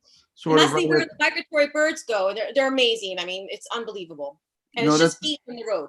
That's a really interesting concern. Thank you for bringing that to our attention. Thank you so much, Supervisor and Board. I so appreciate it. Thank you. No, yeah, it's certainly not our intention to solve one problem and create another, particularly not an environmental one. So thank you. Thank you so much. I so appreciate it. Thank you. Thank you. Bye, thanks. And I know that Ms. Comparetto had talked with Tom Neely, and I agree with Rick. We're certainly willing to, what the plan that we made, and there's 2 resolutions for adoption on later in the agenda for the parking, was was trying to address town-wide issues, and we understand there may be specifics in specific locations. So I'm sure that the group and the town board would be open to, addressing anything that we see come up as that's appropriate to address. Right. Yeah. If we're indeed concentrating parking in a fragile or more fragile area, we have to look at that and see if we can mitigate that. So it's appreciated. So my question is, Julie and Rick, if these resolutions are on for a vote today, can we still pass it and you can make these corrections as needed? Yes. All right. Thank you. And you'll actually see, we're already doing a couple corrections. There's also 2 notices for public hearings for a couple small corrections that we've already found, but we know that Jay has been signing these emergency orders every 5 days. And, and like I said, we've addressed most of the major problems of overcrowding on beaches during a pandemic, on littering, on people camping on the beaches. And so we can certainly, after we do this overarching legislation, then we can look back and say, okay, we need to, at this road, we need to specifically address this. Thank you, Councilwoman. Great, thank you. Charles, who do you have next? Sheila. All right. Yes, Sheila, can you tell us your last name as well? And we'll give you 3 minutes to make your comments now. Sheila Comparetto. I live in North Sea. Okay. Also, another aspect that has happened since on one of the better parts, I guess the only part of COVID that I can think is better, is that our area has become a destination for families riding bikes and tremendous amount of walkers. Even in this cold weather, there are people walking down to the North Sea beach. And I think one of the things that it may create is an unsafe thing with cars parking along the side of the road, people riding bikes and whatnot. There are no bicycle paths down here, and I think it'll be a long time before we ever see that. But a lot of families are riding bikes, and it's fantastic. And I would not want the additional parking on the side of the road to endanger the bicyclists and walkers. And in the past, 30 years that I've lived here, I've never seen as many people enjoying Conscience Point. And with the fact that the Tupper Boathouse will be restored, and we also have our shellfish hatchery and the Conscience Point historical part of it, that it is becoming more of a destination. People are really enjoying the beauty of this area. The whole Cow Neck Peninsula and Conscience Point area is absolutely unspoiled. So unfortunately, something that went out as an internet blast may have changed it, but it was short-lived. It left as fast as it arrived. So maybe some of these things won't even be needed. When the word gets out on that same internet web blast that there will be parking restrictions, maybe we won't have hundreds of people even descending on the beach. And some of these rules may not have been necessary because the fishermen and the families that have enjoyed the beach for 50 years are now they have to get permits and there's more restrictions, and it was never necessary before. So it may be for naught that all these restrictive, parking rules may not come to be. And another member of the North Sea CAC brought up, why should people pay for permits when there are no facilities? There's no bathroom facilities, no lifeguards. So for some of the people, a $30 permit, may be expensive to them. And they've enjoyed this beach. We've always had fishermen on the beach, for years. So that part of it, is sad. But we hope that it'll work out for the best no matter what, for the environment and for the fishermen that have always used the beach. That's all I have to say. Thank you. Thanks again for addressing. Thank you. And these are complex considerations.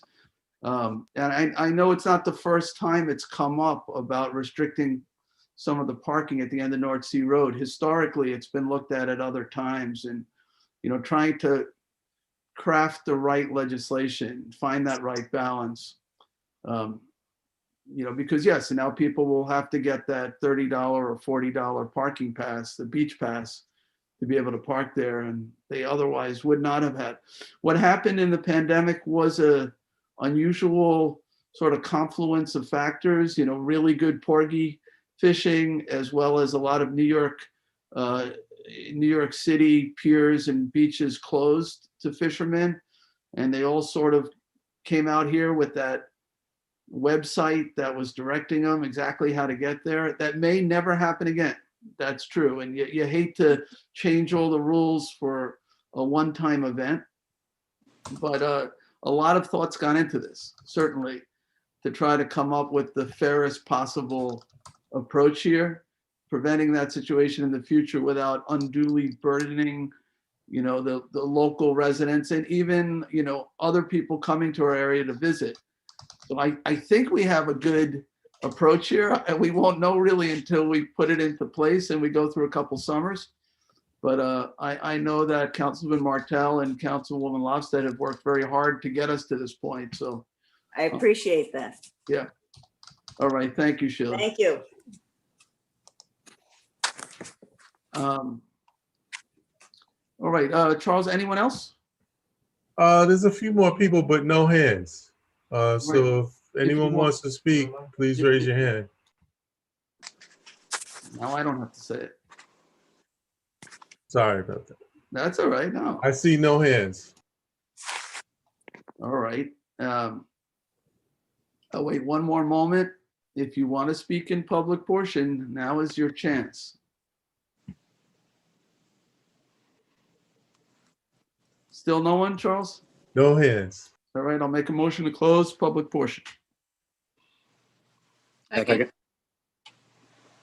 The three hands went up at the same time. I'll go with Councilwoman Lofstad as seconding the motion to close public portion. All in favor? Aye. Aye.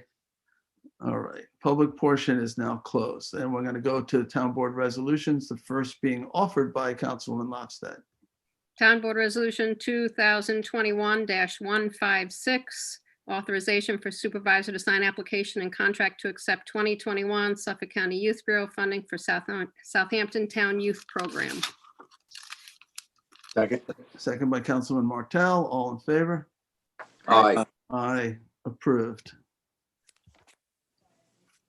Town Board Resolution 2021-157, authorize office supply purchases from Staples using Sourcewell contract. Second. Seconded by Councilwoman Lofstad. All in favor? Aye. Aye. Approved. 2021-158, authorize purchases of general building maintenance involving new construction, reconstruction, and demolition from a new contracting and restoration, Inc., using the Bayshore Union Free School District contract. Second. Seconded by Councilman Martell. All in favor? Aye. Aye. Approved.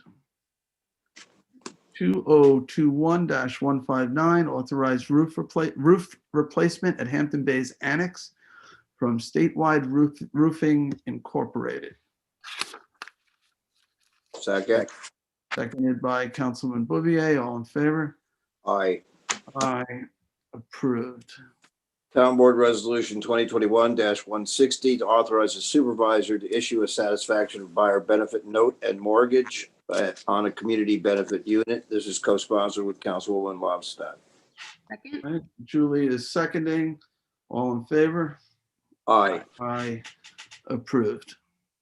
Town Board Resolution 2021-161, authorize the supervisor to sign contract amendment with Suffolk County Office for the Aging to receive additional funding for the Senior Citizen Nutrition Program. Second. Seconded by Councilman Bouvier. All in favor? Aye. Aye. Approved. 2021-162, authorizes the purchase of safety shoes from the Suffolk County contract with Safeguard Safety Shoe Company. Second. Seconded by Councilman Schiavone. All in favor? Aye. Aye. Approved. Town Board Resolution 163 of 2021 to authorize the supervisor to sign a contract with LK McLean Associates, PC, for the professional services associated with Reeves Bay Nature Trail and Catwalk, and this is co-sponsored by the supervisor. And I will second. All in favor? Aye. Aye. Approved. Town Board Resolution 164 of 2021, authorize the supervisor to execute a 2021 service and maintenance agreement with Best Climate Control for the HVAC system located at the Central Garage Building. Second. Seconded by Councilwoman Lofstad. All in favor? Aye. Approved. 2021-165, authorizes the supervisor to execute a 2021 service and maintenance agreement with Best Climate Control for the HVAC system located at the town's main police headquarters building. Second. Seconded by Councilman Schiavone. I'm just looking at the title, the town's main police headquarters building. Do we have a secondary police headquarters? I guess we do. We have a second in the Bridgehampton substation. All right. All right. So seconded by Councilman Schiavone. All in favor? Aye. Aye. Approved. 166, 2021, authorizes the supervisor to execute a 2021 Stop DWI grant agreement with Suffolk County. Second. Seconded by Councilman Schiavone. All in favor? Aye. Approved. Town Board Resolution 167 of 21, authorize the supervisor to execute parks and recreation agreements for programs. Second. Seconded by Councilman Bouvier. All in favor?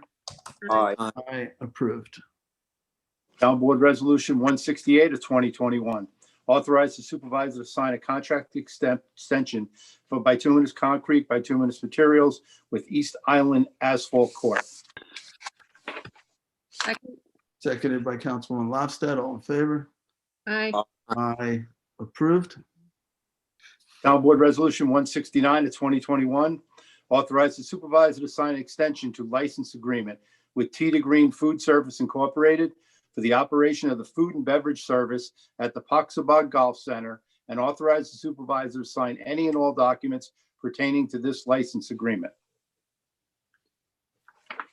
Second. Seconded by Councilwoman Lofstad. All in favor? Aye. Approved. I guess we're up to 170. Yeah, 170, 2021-170, award and authorize supervisor to sign contract with J. Cole Construction Company, Inc. for Town Hall accessibility new elevator. Second. Seconded by Councilman Bouvier. All in favor? Aye. Aye. Approved. Town Board Resolution 2021-171 rejects bids and second notice to bid for landscaping services at various town locations. Second. Seconded by Councilman Martell. All in favor? Aye. Aye. Approved. Town Board Resolution 172 of 2021, the 2021 notice to bidders for carbon changeout at the Hampton Bays Water District. Second. Seconded by Councilman Scavone. All in favor? Aye. Aye. Approved. 2021-173 amends the 2020 budget for various departments. Second. Seconded by Councilman Bouvier. All in favor? Aye. Aye. Approved. 2021-174 amends the 2021 adopted budget and authorize employee benefit reallocations. Second. Seconded by all of you. I don't know, Councilman Bouvier. All in favor? Aye. Approved. 2021-175 amends the 2021 adopted budget for CTV and Sun TV to reallocate position. Second. Seconded by Councilwoman Lofstad. All in favor? Aye. Aye. Approved. 176 of 2021 authorized expenditure from park donation restricted account. Second. Seconded by Councilman Lofstad. This is a donation from the Rotary Club of Hampton Bays for the water station at the dog park in East Quogue. It was seconded by Councilman Lofstad. All in favor? Aye. Aye. Thank Approved. you, Rotary. Absolutely. 2021-177, authorized expenditure from town police restricted account. Second. Seconded by Councilman Giavoni. This is a donation to the police department. It's $1,650. All in favor? Aye. Aye. Approved. Town Board Resolution 178 of 2021, appoint temporary Board of Assessment Review members for 2021. Second. Sorry, who was the second? Rick. Councilman Martell. All right, all in favor? Aye. Approved. Town Board Resolution 2021-179, appoint Trails Advisory Board for 2021. Second. Seconded by Councilman Bouvier. All in favor? Aye. Aye. Approved. 2021-180, authorize additional funds for David Spellman Barrett LLP as it relates to Bijvinkel versus Shea et al. Second. Seconded by Councilwoman Lofstad. All in favor? Aye. Aye. Approved. 2021-180. Aye. 2021-181, continuation of legal services by David Spellman Barrett LLP, 2021. Second. Seconded by Councilman Martell. All in favor? Aye. Aye, approved.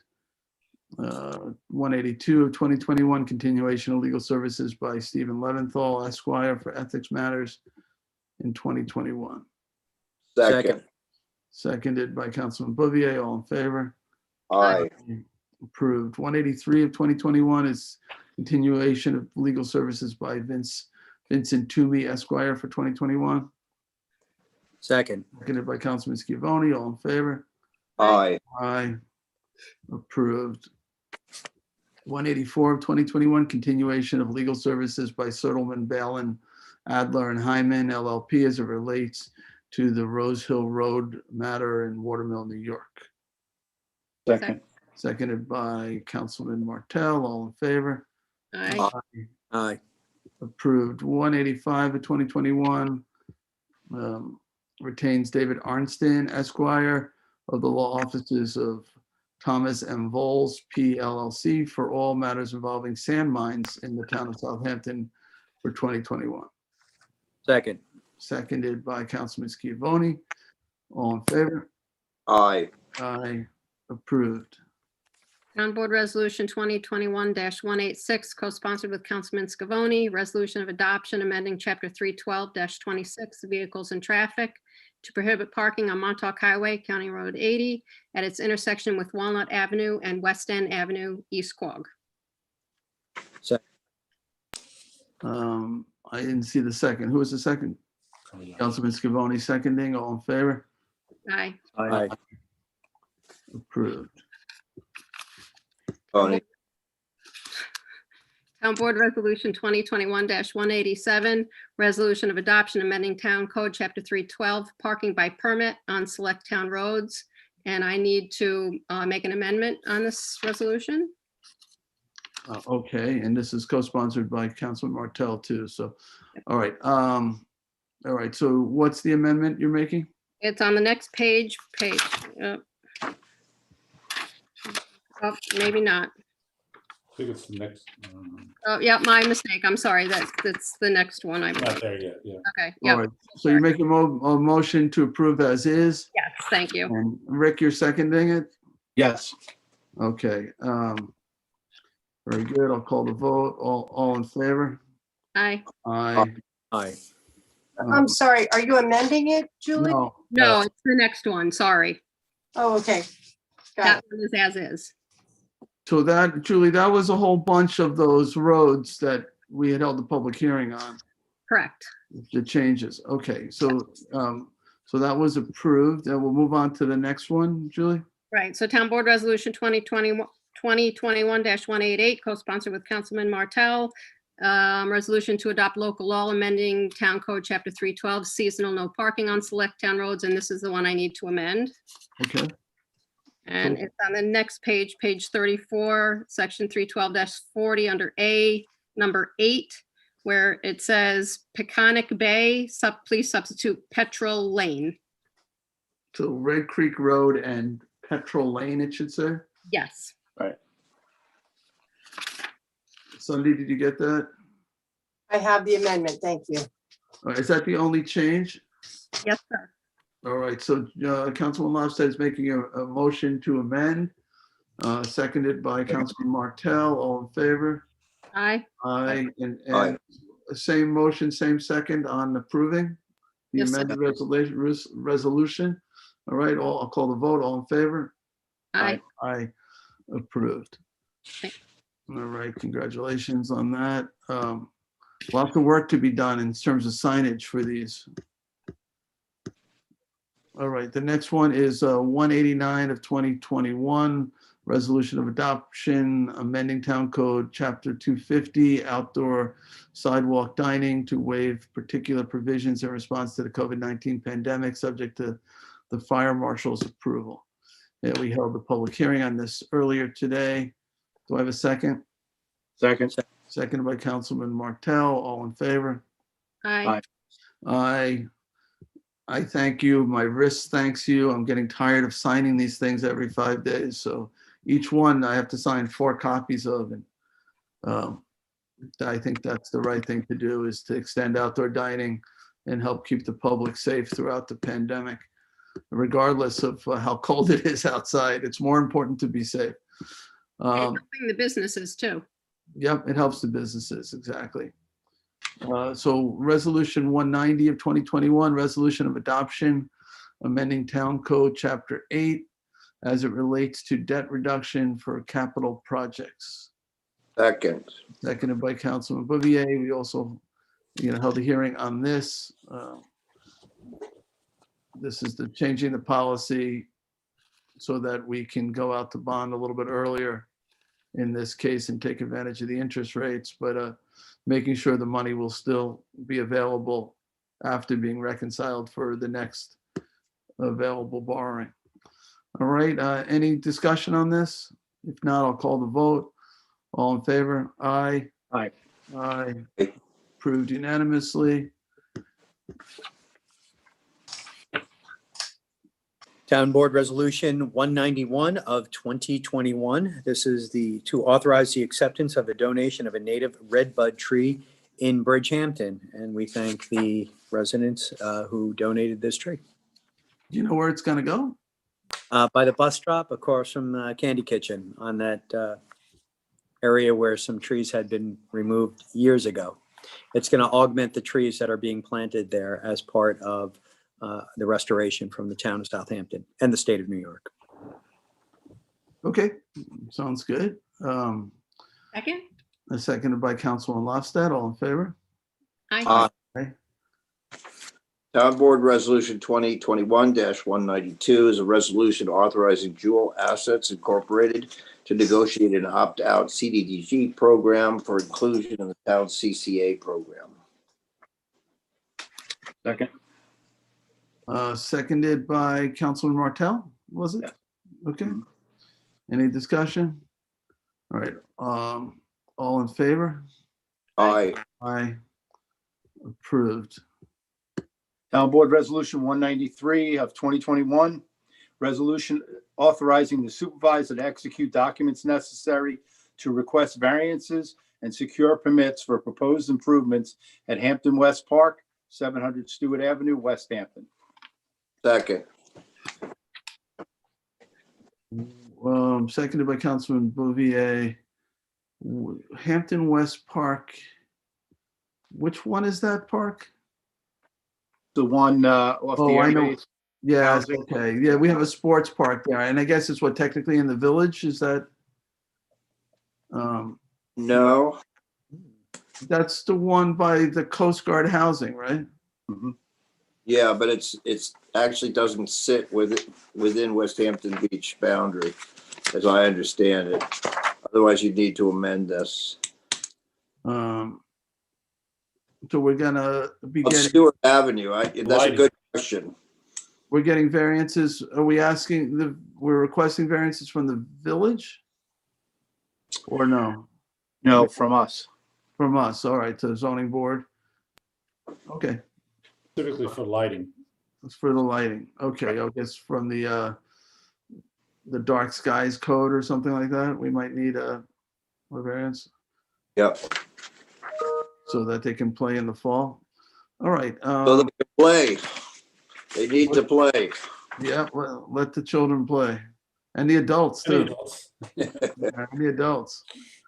Everybody needs to recreate. All right. So there's a Town board, motion. Hold on. sorry. John. Yeah, I don't think I've called the vote yet, right? So No. there was a motion and I believe there was, John seconded it. All right, all in favor? Aye. Aye. Approved. Aye. All right. Town board resolution. Oh. Yeah, go ahead. Sorry.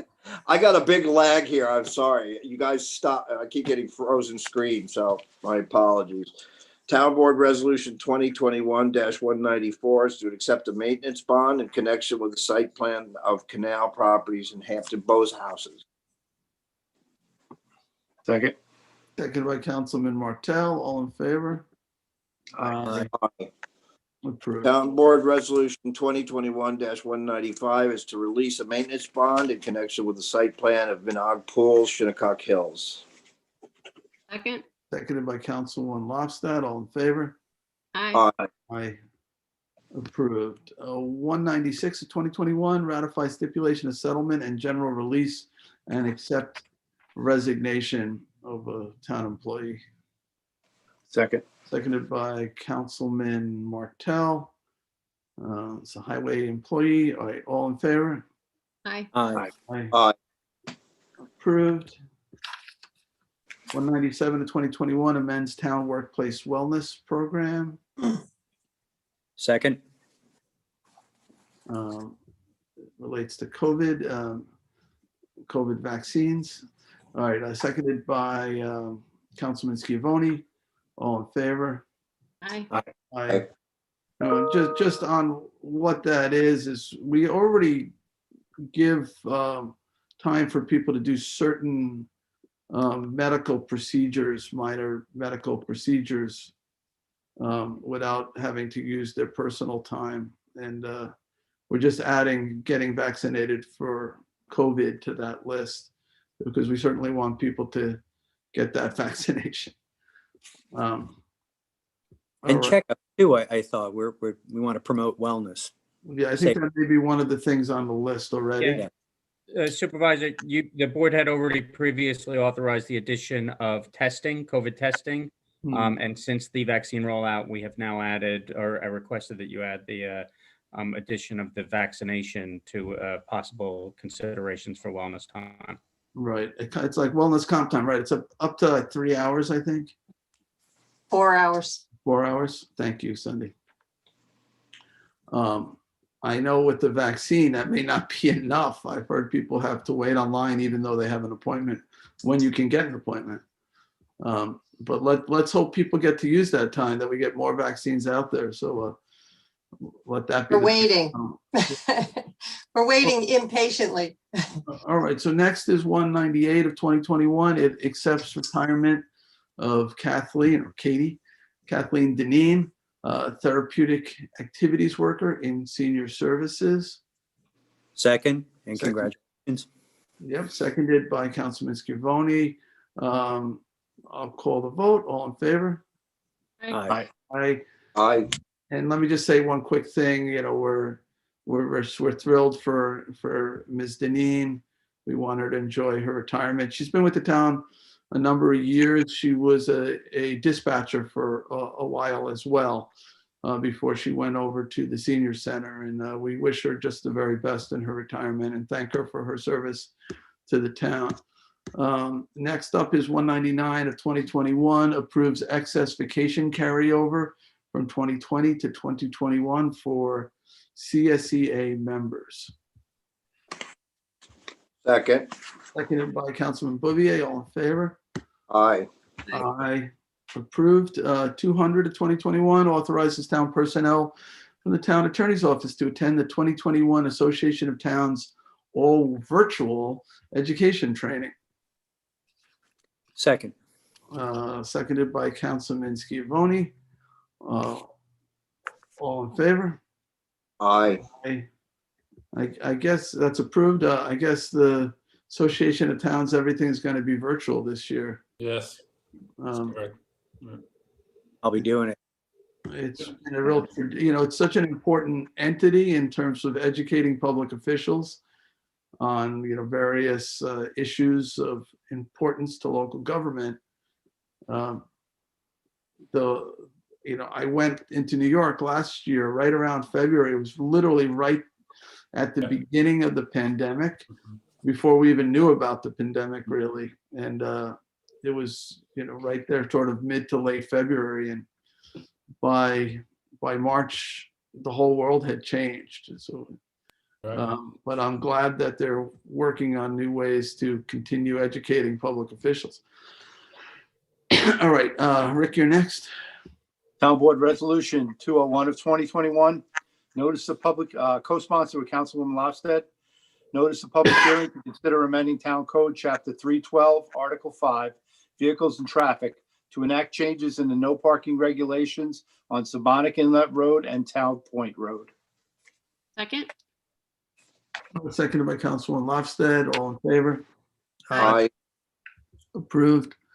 That hearing will be February 23rd.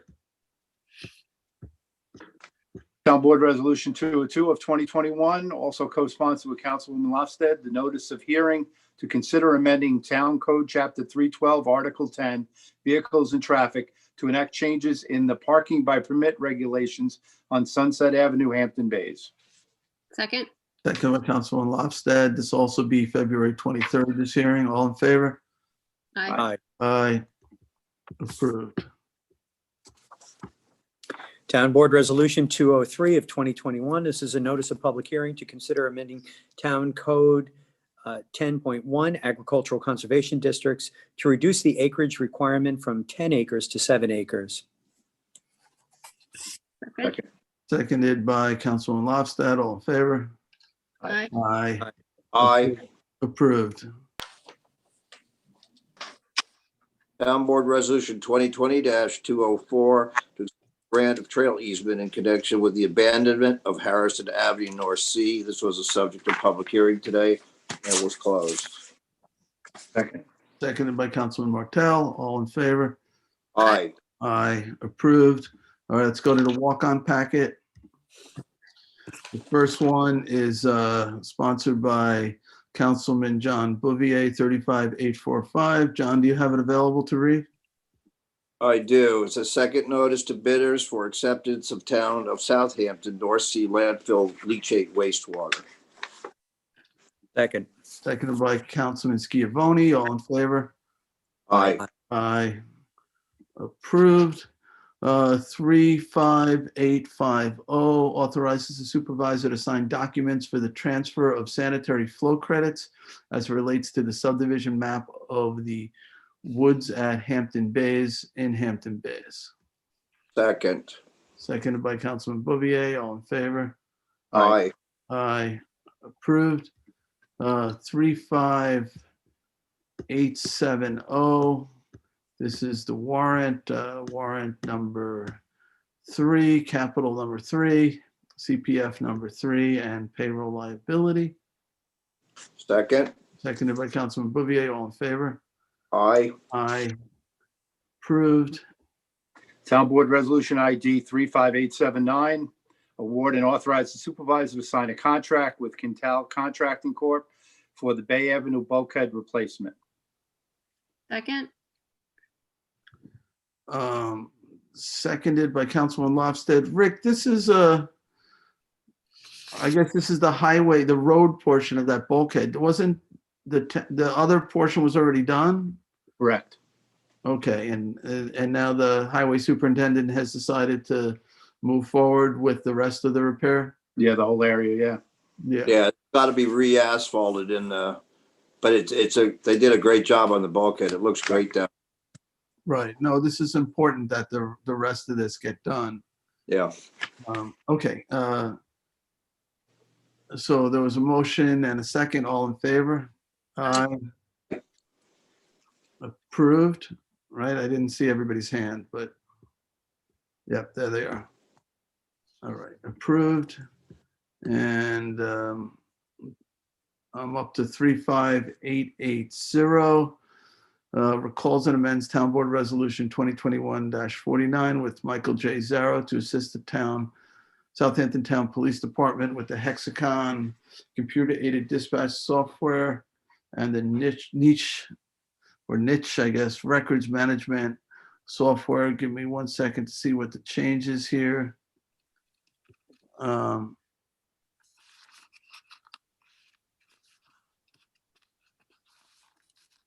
We just added to the scope, Jay, of Right. Lieutenant Zarro's contract.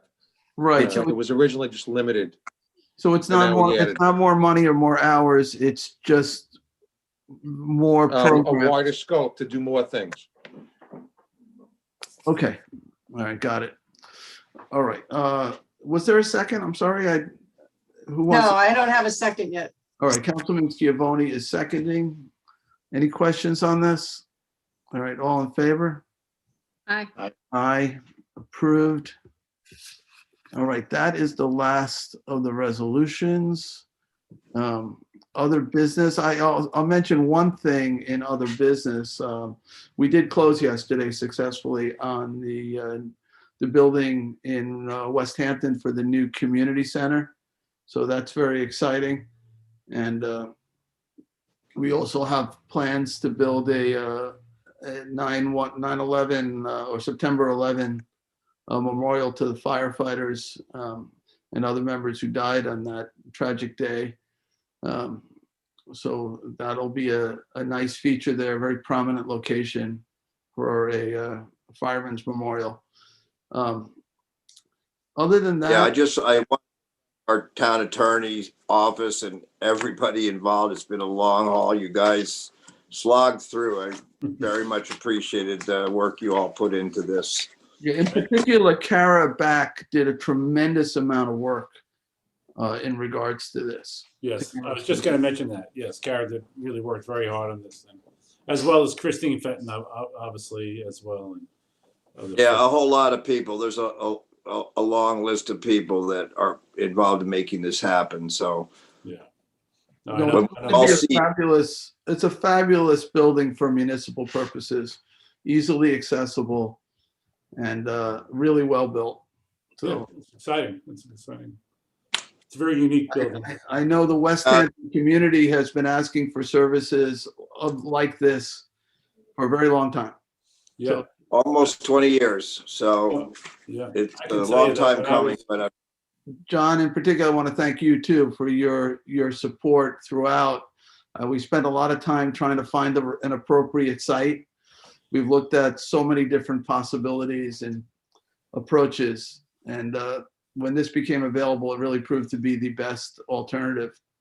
And I thank you, Supervisor. It was fun slogging through fields and looking at different places with you over time. So I think we found the right place. It's perfect. The community's really excited, and they're excited to move forward. So thank you very much. When I met with officials from the village of West Hampton Beach to explore the permissive uses for the building and whatnot, they've been very helpful, but they were very, very excited. From the mayor and people in the planning staff and people in the building department were very excited that the town was buying this property for the proposed use. Great. And it's the location it's in. One day we could potentially hook it up to sewage treatment as well, because we're helping West Hampton with that connection to Gretzky Airport. It's going to pass right by this building. So yeah, right down 31. Yeah. Yeah. All right. Any other business? All right, seeing none, I'll make a motion to close our town board meeting. Second. Seconded by Councilman Bouvier. All in favor? Aye. Aye. All right, thank you all. Be Excellent. safe. Have a good afternoon. Thanks, everybody.